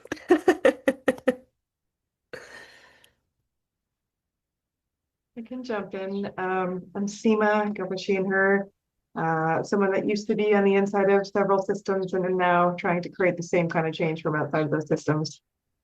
And yeah, I think my mind immediately wants to jump to like trust-based philanthropy. What do we need? We need trust. We would trust the artists, and we need universal basic income. And when I just keep trying to jump to solutions, and then also sort of like falling victim, but not wanting to like the overwhelm of what that entails.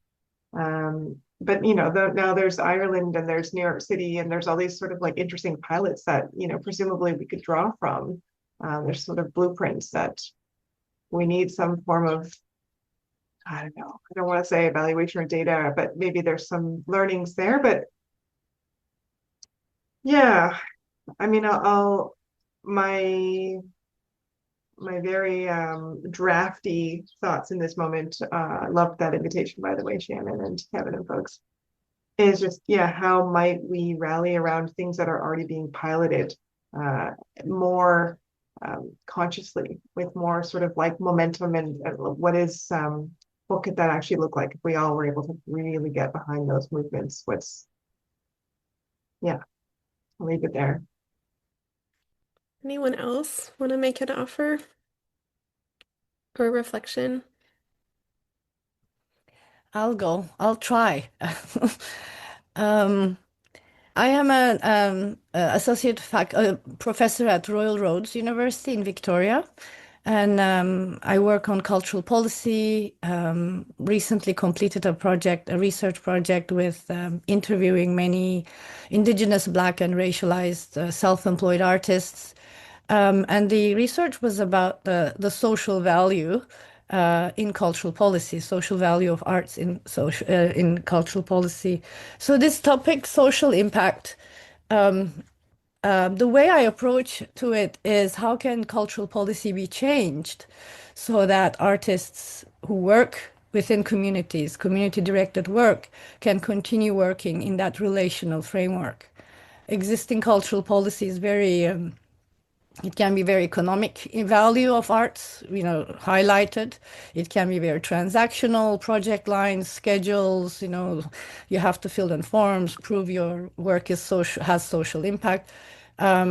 What we kind of argue in our research and what we've heard is that, a cultural policy that allows for these relational frameworks, reciprocity, opening up space for arts production, community-based, community-directed arts production, which is not always about art, but it can be about taking care of people, feeding them, or, healthcare, as was said in the first session, that are very central to human experience. So the question is not, I think, social impact. How can artists have social impact? But how can cultural policy be made in a way that can allow relational, reciprocal relations and art making in that framework? Thank you. Thank you. Thank you for that. I might just respond a little bit to that. I've been doing a project in my community of Lytton, British Columbia since 2013 called Ash Itlum Admich, the Songs of the Land. And it's a project where we take these 100-year-old wax cylinder recordings and we use them as generative material, just inspiration. With a community ensemble of about 40 community members, from great grandmothers down to little babes, and a team of artists that I bring in. And we build a play, typically a play with music, off of these creation stories from my people, the spectacle stories. And we did that not necessarily just with arts funding from the regular agencies, but also from community partners and community involvement. And when we talk about this, whenever we talk about this idea about impact, I think of the first time we did this work in the community. It was when Disney was coming out with Frozen, the show Frozen, and these songs that we created, really catchy songs, and the kids on the playground were singing the songs from our show, The Battle of the Birds, instead of singing the Disney Frozen songs, which all the 8-year-olds were singing at the time. And that to me is like a win over Disney, right? A win over the authoritarian rodent from California. But also in a more real level, like we were revitalizing these stories into the consciousness of the community. Like we're bringing these stories forward again. These are thousands and thousands of years old stories that had been forgotten.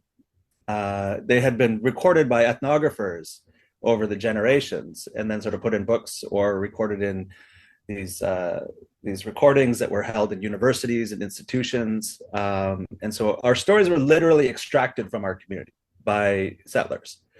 And there was only a few people in the community who remembered the stories, and only like one or two, maybe three elders who remembered them in the original language. We were fortunate enough to be able to work with some of those elders to bring those stories forward in the language as well. So the language is also a part of the project. And so there's like language revitalization, cultural revitalization.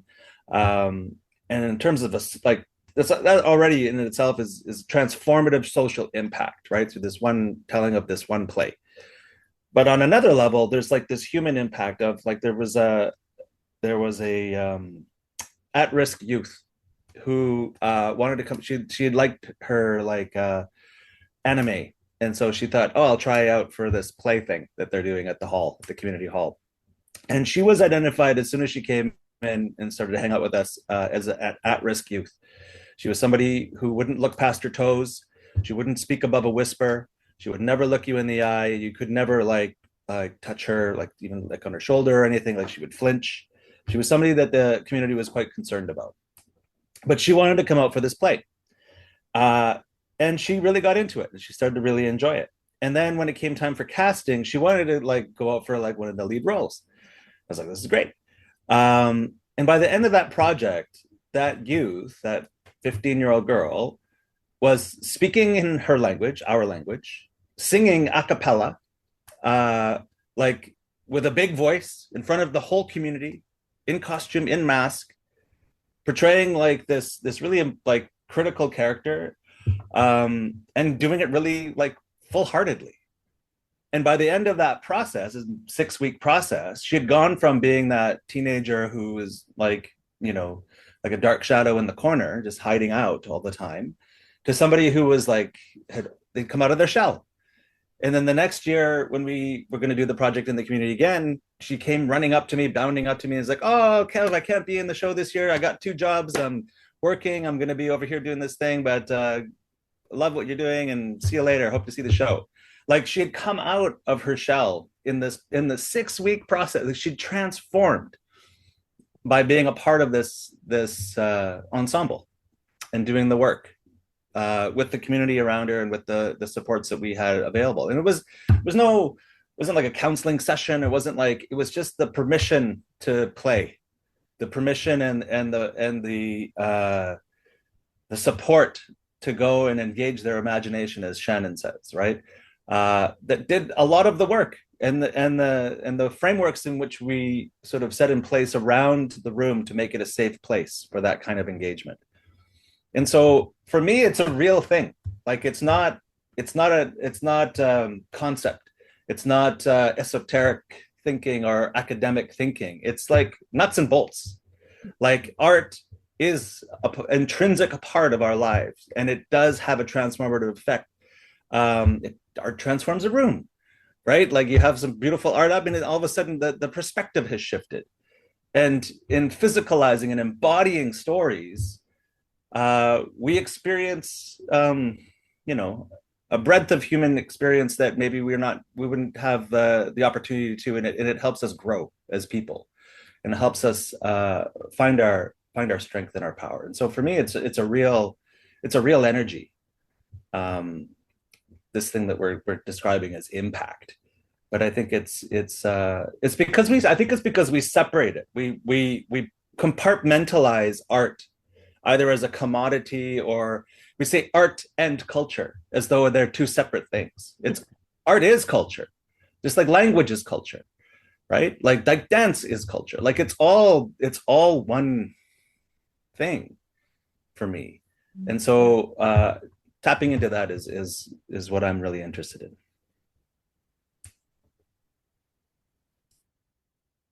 Yeah, thanks, Kevin. I don't know if anyone else wants to respond, and if not, I can pick up on something from that.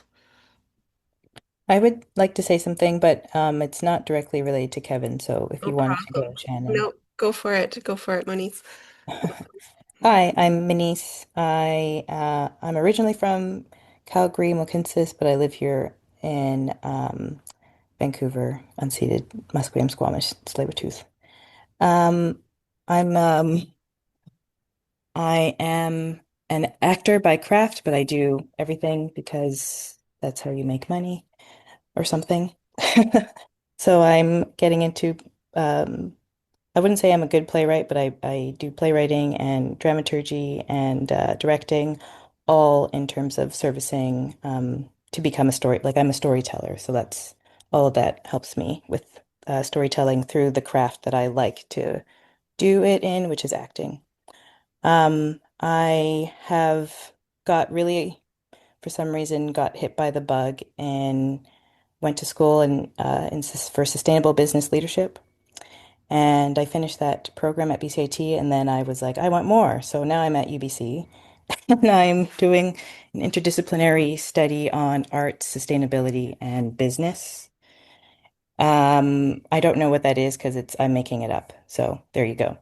But I think what's I'm battling at this moment is um, how administration um, can hold back, not the administration, I just mean administration in general. Um, in my opinion, is can hold back a creative impulse. And I am, I always dream up like there are so many people who need work, and there are so many people who have ideas to create work, and the only thing that's stopping it is like this bottleneck of administration needs, as well as like going through unions. I love a union, but there is a lot of stuff to do. And yes, money is always something, is always needed. But I often feel like it also, all this stuff like stops the creation. And so in terms of like building systems, I hear there seems to be so many people from all these different organizations. It's like, oh my God, can you help me? I have a project. Can I go through your organization to do the admin? Like that is because you actually have all the admin. I don't, I'm just a person. So I don't know what that comment is, but if we're talking about building systems, I think that is an area to also include in terms of um, uh, stopping friction, not stopping friction, but reducing friction in order to do the creation. Because it's like Now I have to start another company. I don't want to, I hate companies, even though I'm starting a business, even though I'm taking business classes. Starting a company is really hard. But if there's already all these companies and infrastructure already available, yeah. So that's me. Thanks. Thank you. There's something that I wanted to bring up around systems. Like when we talk about systems, I think we sort of naturally and necessarily start talking about like structures and policies. There's another dimension of systems, which is where I feel like there's potential for expansion into new possibilities, and it's the relational dimension of systems that like some of the reasons why the system can be held in place the way it is, or just kind of keeps chugging along as it is because of the separation and silos that exist within it to begin with. And there's certain like forms of relating that are habitual, like the way that artists relate to arts organizations, or the way that arts organizations relate to funders, or the way that the sector itself relates to government. Like those relational spaces are very much a reflection of a certain way that we've learned to be inside the system. And I feel like there is some potential for expanding into new possibilities by changing how those relationships unfold or how they are. And I last week I hosted an event called World Making as Creative Practice in my role as artist researcher in residence at the University of Toronto. And it was my proposal was to invite a collection of people that crossed different kinds of boundaries, like a group of funders together with grad students, together with scholars, together with artists, together with researchers and community leaders, sort of an equal measure, and to be in a room together for a day and a half and to engage with each other primarily through creative practice. So, it was a gathering. I really tried not to call it a conference because it wasn't really a conference. It was a gathering where we engaged together in creative practice around this question of like, what is world making? And I was really trying to right away um, invite other possibilities and how we would relate. So even just like how the space was arranged on arrival and the invitation to the group to dismantle the space and reconfigure it how they wanted. And at some point, people started to sit on the floor. At some point, people took their shoes off. At some point, people like felt more freedom to walk around the space as action was happening elsewhere. That the process of co-creation had to be invited because, and it had to also be modeled because if it wasn't, then we would have just behaved like we do at things that feel like conferences, is we would have showed up, like poured our cup of coffee, sat down, and waited to be talked to.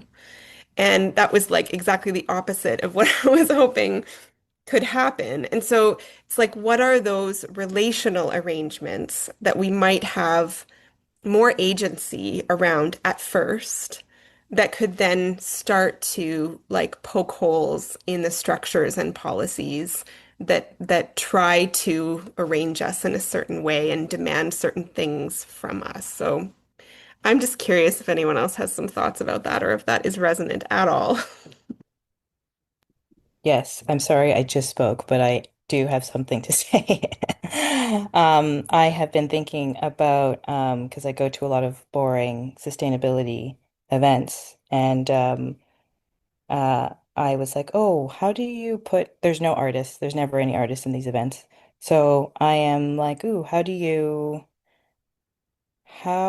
can a piece of art maybe travel to these events, whether it be a PowerPoint, because there's always a PowerPoint, it's always on Canva, but how does an artist see that? Or is there like a piece that's even like a monologue or sculpture, like whatever? Because these events are going to be what these events are. And oftentimes, as I hear, they're just get organized off of somebody's desk, off of the side of someone's desk. It's like an extra thing. It's not a devoted thing. It's extra work for some people. Um, so that's where my intersection is in terms of bringing artistic things into these spaces that aren't inherently artistic, as opposed to just um, bringing maybe sustainability and these types of talks into an art space. That's my 2 cents. I feel like I can contribute a little bit here, Shannon. Oh, by the way, my name is Sasha, and based in Toronto. What you were speaking to, Shannon, is exactly kind of what I was speaking to earlier, and I joined this room because you were speaking about it. With regard to like, maybe I think that you're suggesting how can we be subversive and create change. Something that I have, like my work speaks directly to a world of ideas that I am trying to that I'm wrestling with and aiming to maybe deconstruct. So that's what my practice is, and I have found that I can, just by entering into uncomfortable spaces for me, which is not always, I have to buck up and fortify myself in order to do that, but to engage in conversations outside of the art world with people who don't have any deep knowledge of artistic practice, and talk about my practice and share how I work with people who work in different ways. And that actually goes quite far in creating new or shifting paradigms. It plants a seed for a paradigm shift. I personally don't see the world changing significantly enough in my generation that I will reap the benefits of what I'm doing. But I take a lot of pleasure and pride in applying myself with integrity and conscientiousness and intention to everything that I'm doing artistically. That's the way I can hold my grief at bay, my despair at bay, is to be working and being humble in that. But I find that those kinds of conversations are quite effective, because I just, otherwise I feel like I'm rattling around with the same arts people, and we get into this complaining thing. So I've just kind of stopped that and am like consciously like seeking out ways to like talk about what I do with other people, like with greater community. Thank you. I think that's a great place actually to kind of wrap this breakout. We're going to be kicked out in 10 seconds or kicked back to the main room in a few seconds. But thank you so much, everyone, for sharing. It's really nice to hear your voices.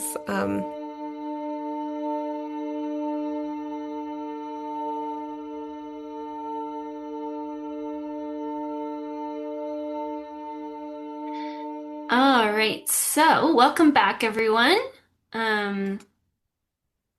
We are now going to have this panel and bring back the 6 speakers that spoke before we went into the breakouts to hear what the takeaways from each of the rooms were. But hopefully the rooms were also recorded so that we can gather all that information together. But before we do that, we wanted to do another Zoom chat storm so that we can hear from all of you in, as Evelyn said, in a interesting online way to do that. So here is the question, but don't push send quite yet. We're going to give you a moment to think about this and fill it out. And so the question is, share one insight that is sticking with you following the conversation you just had. So think about that, put it in the Zoom chat, but don't push enter just yet until I tell you to do so. Amazing.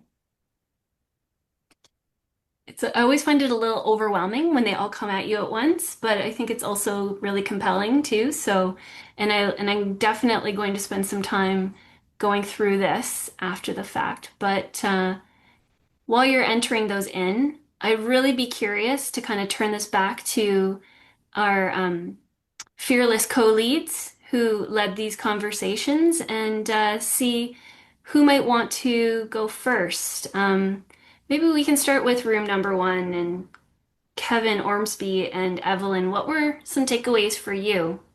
Why don't you start, Kevin? I knew you were going to do that. I knew you were going to do that. Well, some interesting ones I just also dropped in the chat is that the idea of social impact in the arts is diverse and complicated, and people respond to it differently. That there may be some need to share examples of what exactly is understood by when you hear those two words put together, social impact, and then add the arts to it. Um, there are many things that were coming up around stories, also around language, place, communities, and how it's constantly seemed like a justification for good work, valuable work. And so there's a lot of trepidation I sensed and also felt within that. But that also I think there from the stories of social impact, we can discern that there is a need to also hear those stories as quantitative or qualitative things. So, like, for example, challenges of professional remuneration, equitable to living expenses in the arts.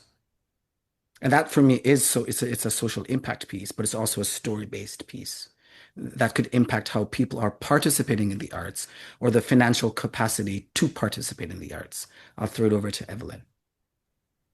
Well, that makes me think of a thing that wasn't spoken about in our group, but it makes me think of the idea of budgets as a storytelling document also, and like the double-sidedness of that thing. We're, I think, here partly to critique that idea today of like the budget is not the only storytelling document, like don't ask just for the numbers. But on the other hand, how powerfully a budget tells whose voices are being centered, where are you putting your money where your mouth is, where are resources being allocated. So anyway, that's just a thing. And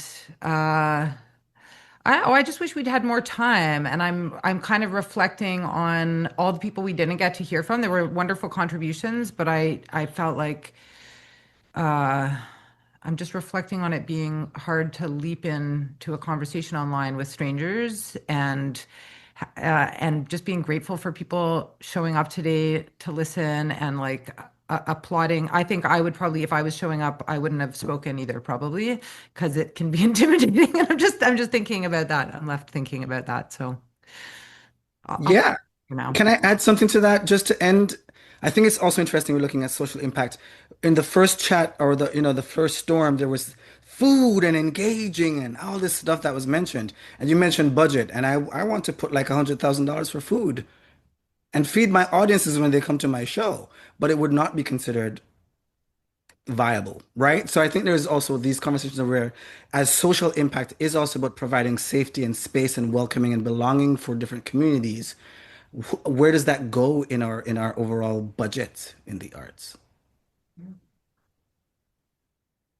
Yeah, the budget isn't the only story, that's for sure. But Claude did put in a comment that when he was at the Canada Council, they had a conversation about that very thing all the time.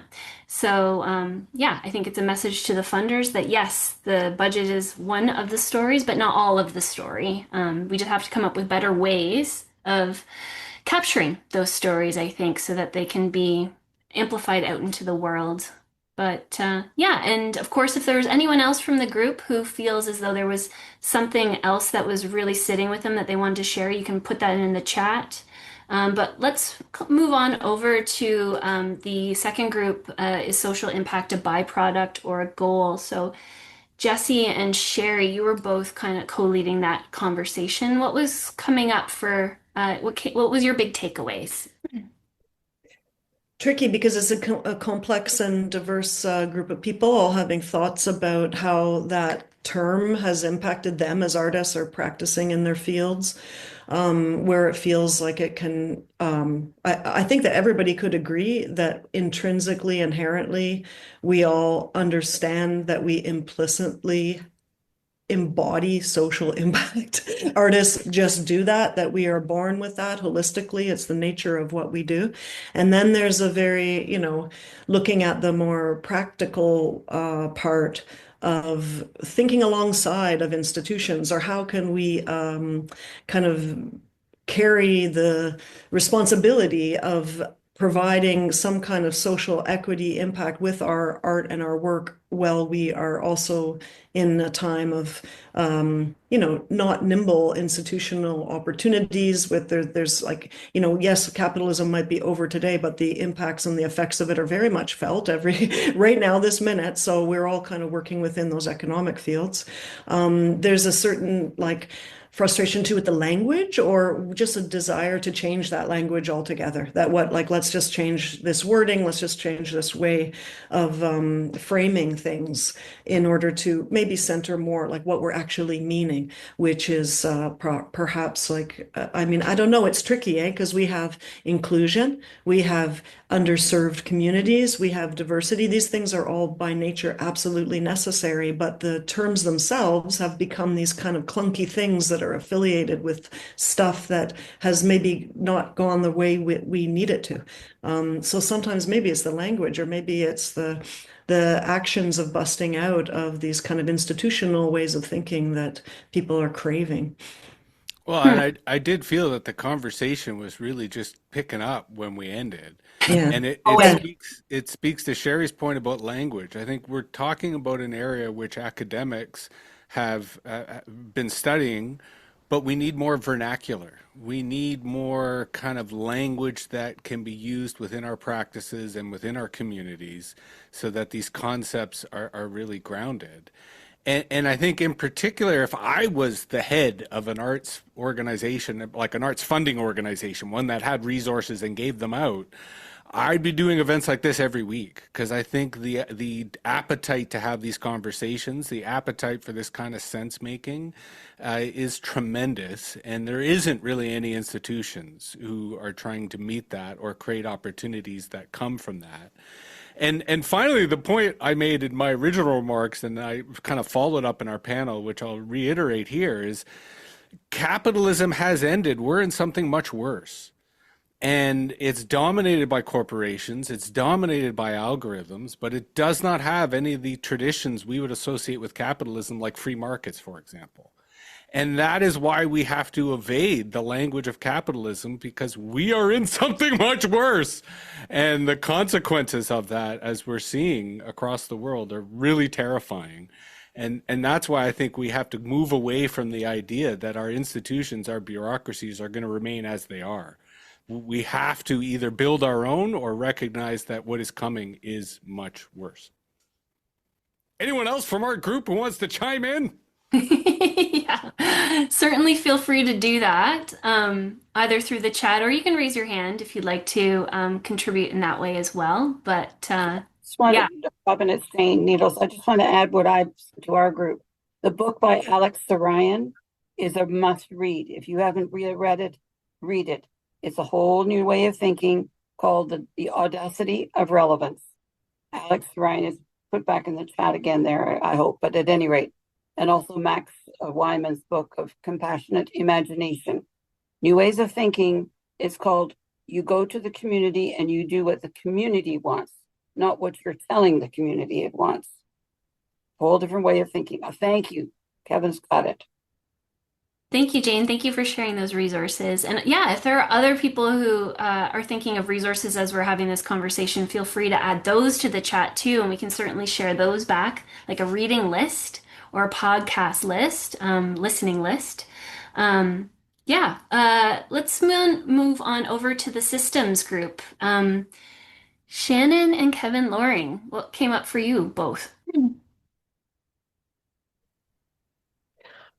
Kevin, do you want me to go first? Do you want to go first?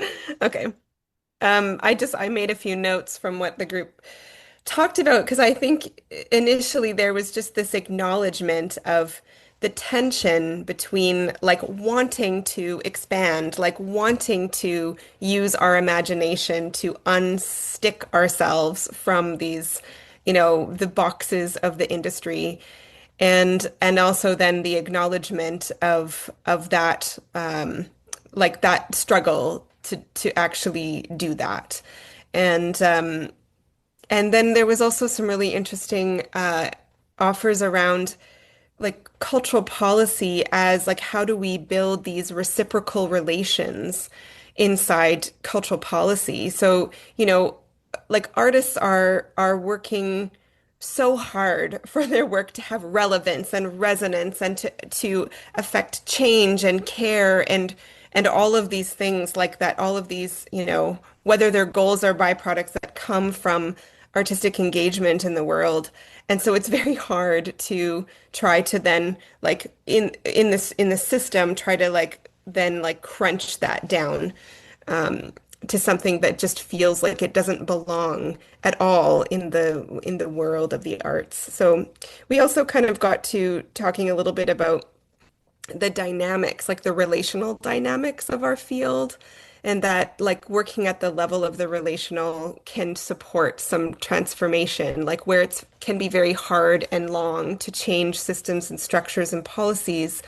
We can have more agency in the project of transforming our relations. So how do we like weave ourselves together more tightly? How do we create a stronger commons among us in order to really imagine the ways that we want to work together and how we want to share our work outwardly for this impact that we all hope for. So Kevin, please add to what I'm sharing.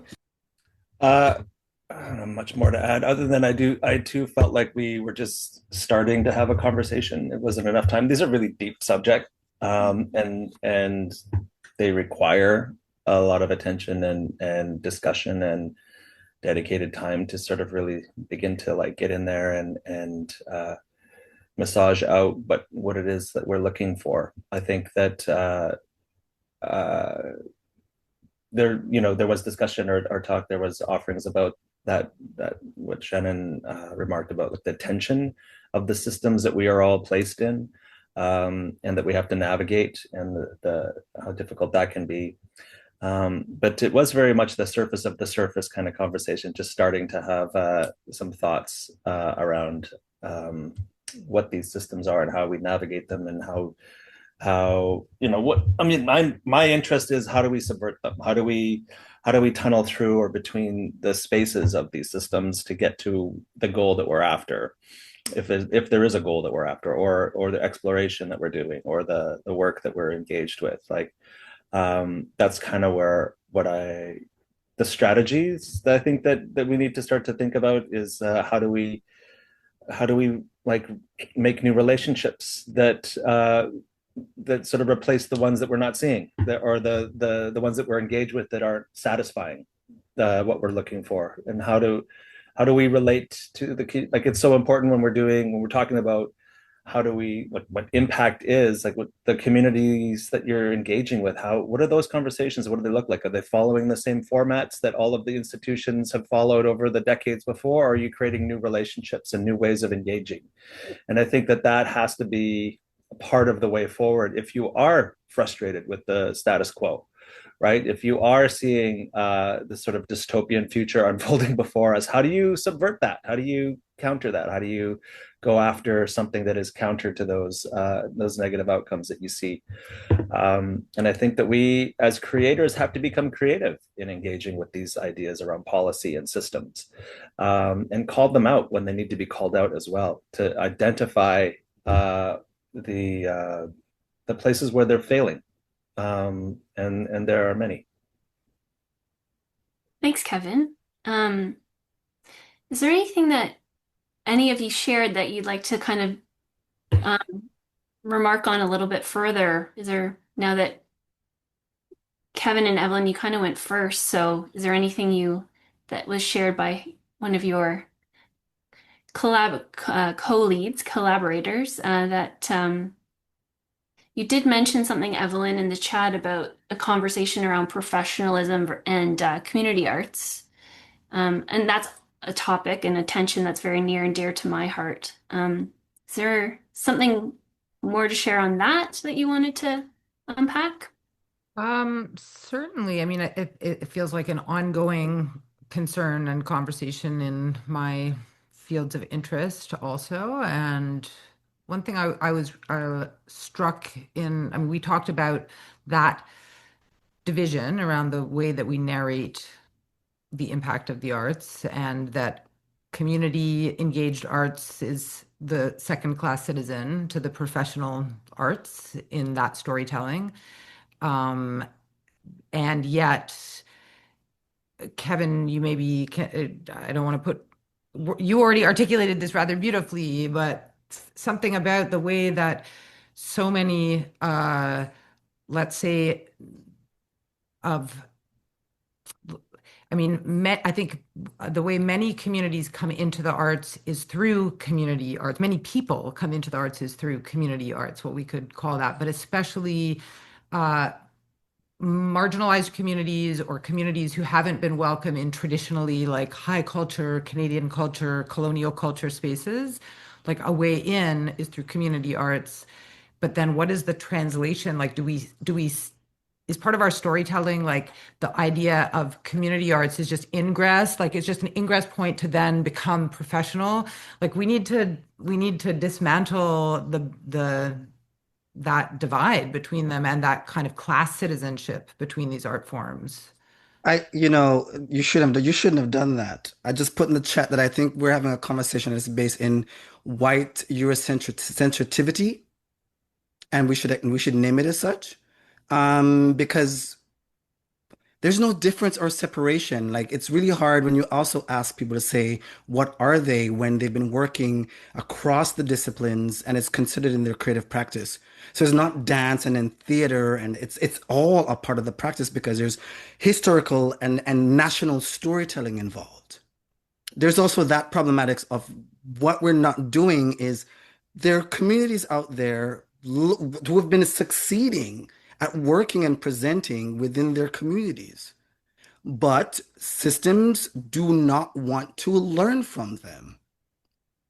Right. And I remember, and I'll be very specific because people know me, my mouth don't giant church.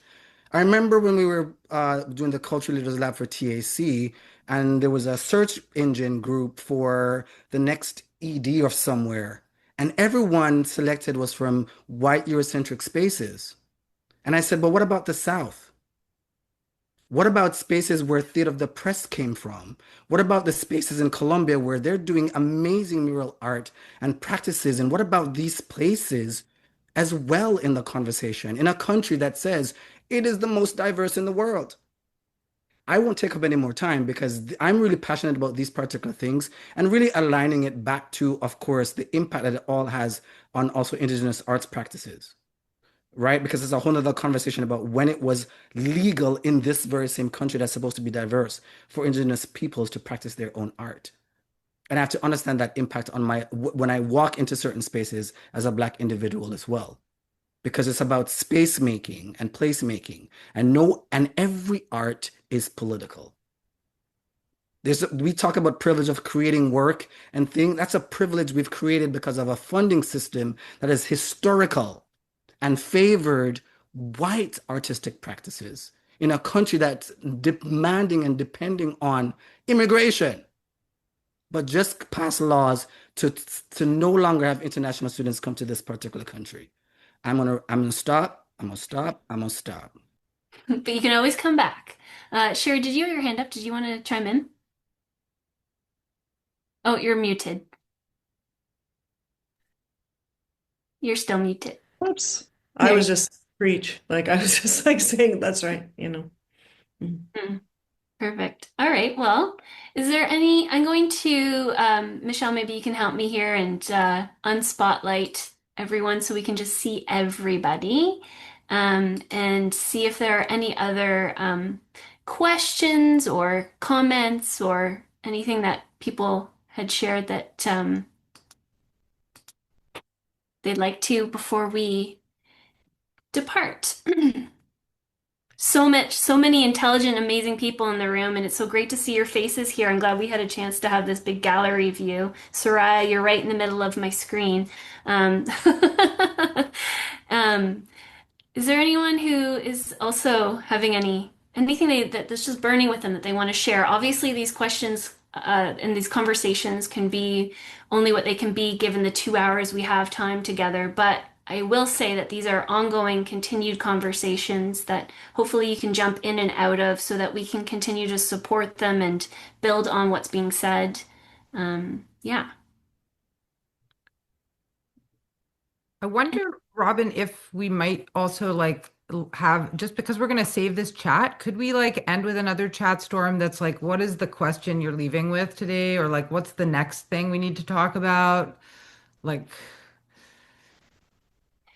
Yeah. So what can you repeat that, Evelyn? I guess it could be one of two things. Like, what's the next thing we need to gather to talk about? Or what's the question arising from you, for you from today's conversation? Okay, great. Um, so I'll put both of those in the chat and feel free to answer one or both.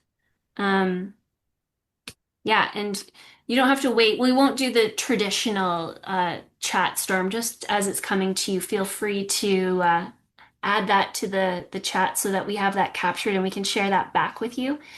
And maybe while you're doing that, I wanted to thank all of our speakers today. This is not an easy topic to kind of just dive into, so thank you so much.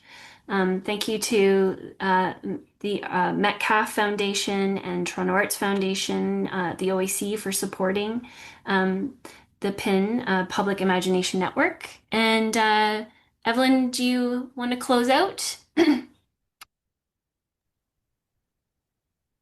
I think my closing words are really just to thank everybody for spending their time together today with us and helping inform this conversation and evolve this conversation. We have a lot of gratitude to Robin and Mass Culture for helping public imagination, like helping administer for us and making this come together. So thank you again to Robin and Michelle and Métis. And just hearts for everybody who spoke today and for all the thoughts that are stimulated here. And I look forward to the next time that we will gather. Thank you. We'll Feel end off with the people can dance hear. party. Yeah, we'll end with a dance party and also like maybe we'll keep the room open and you can keep reading the chat if you want to, adding to it and reading.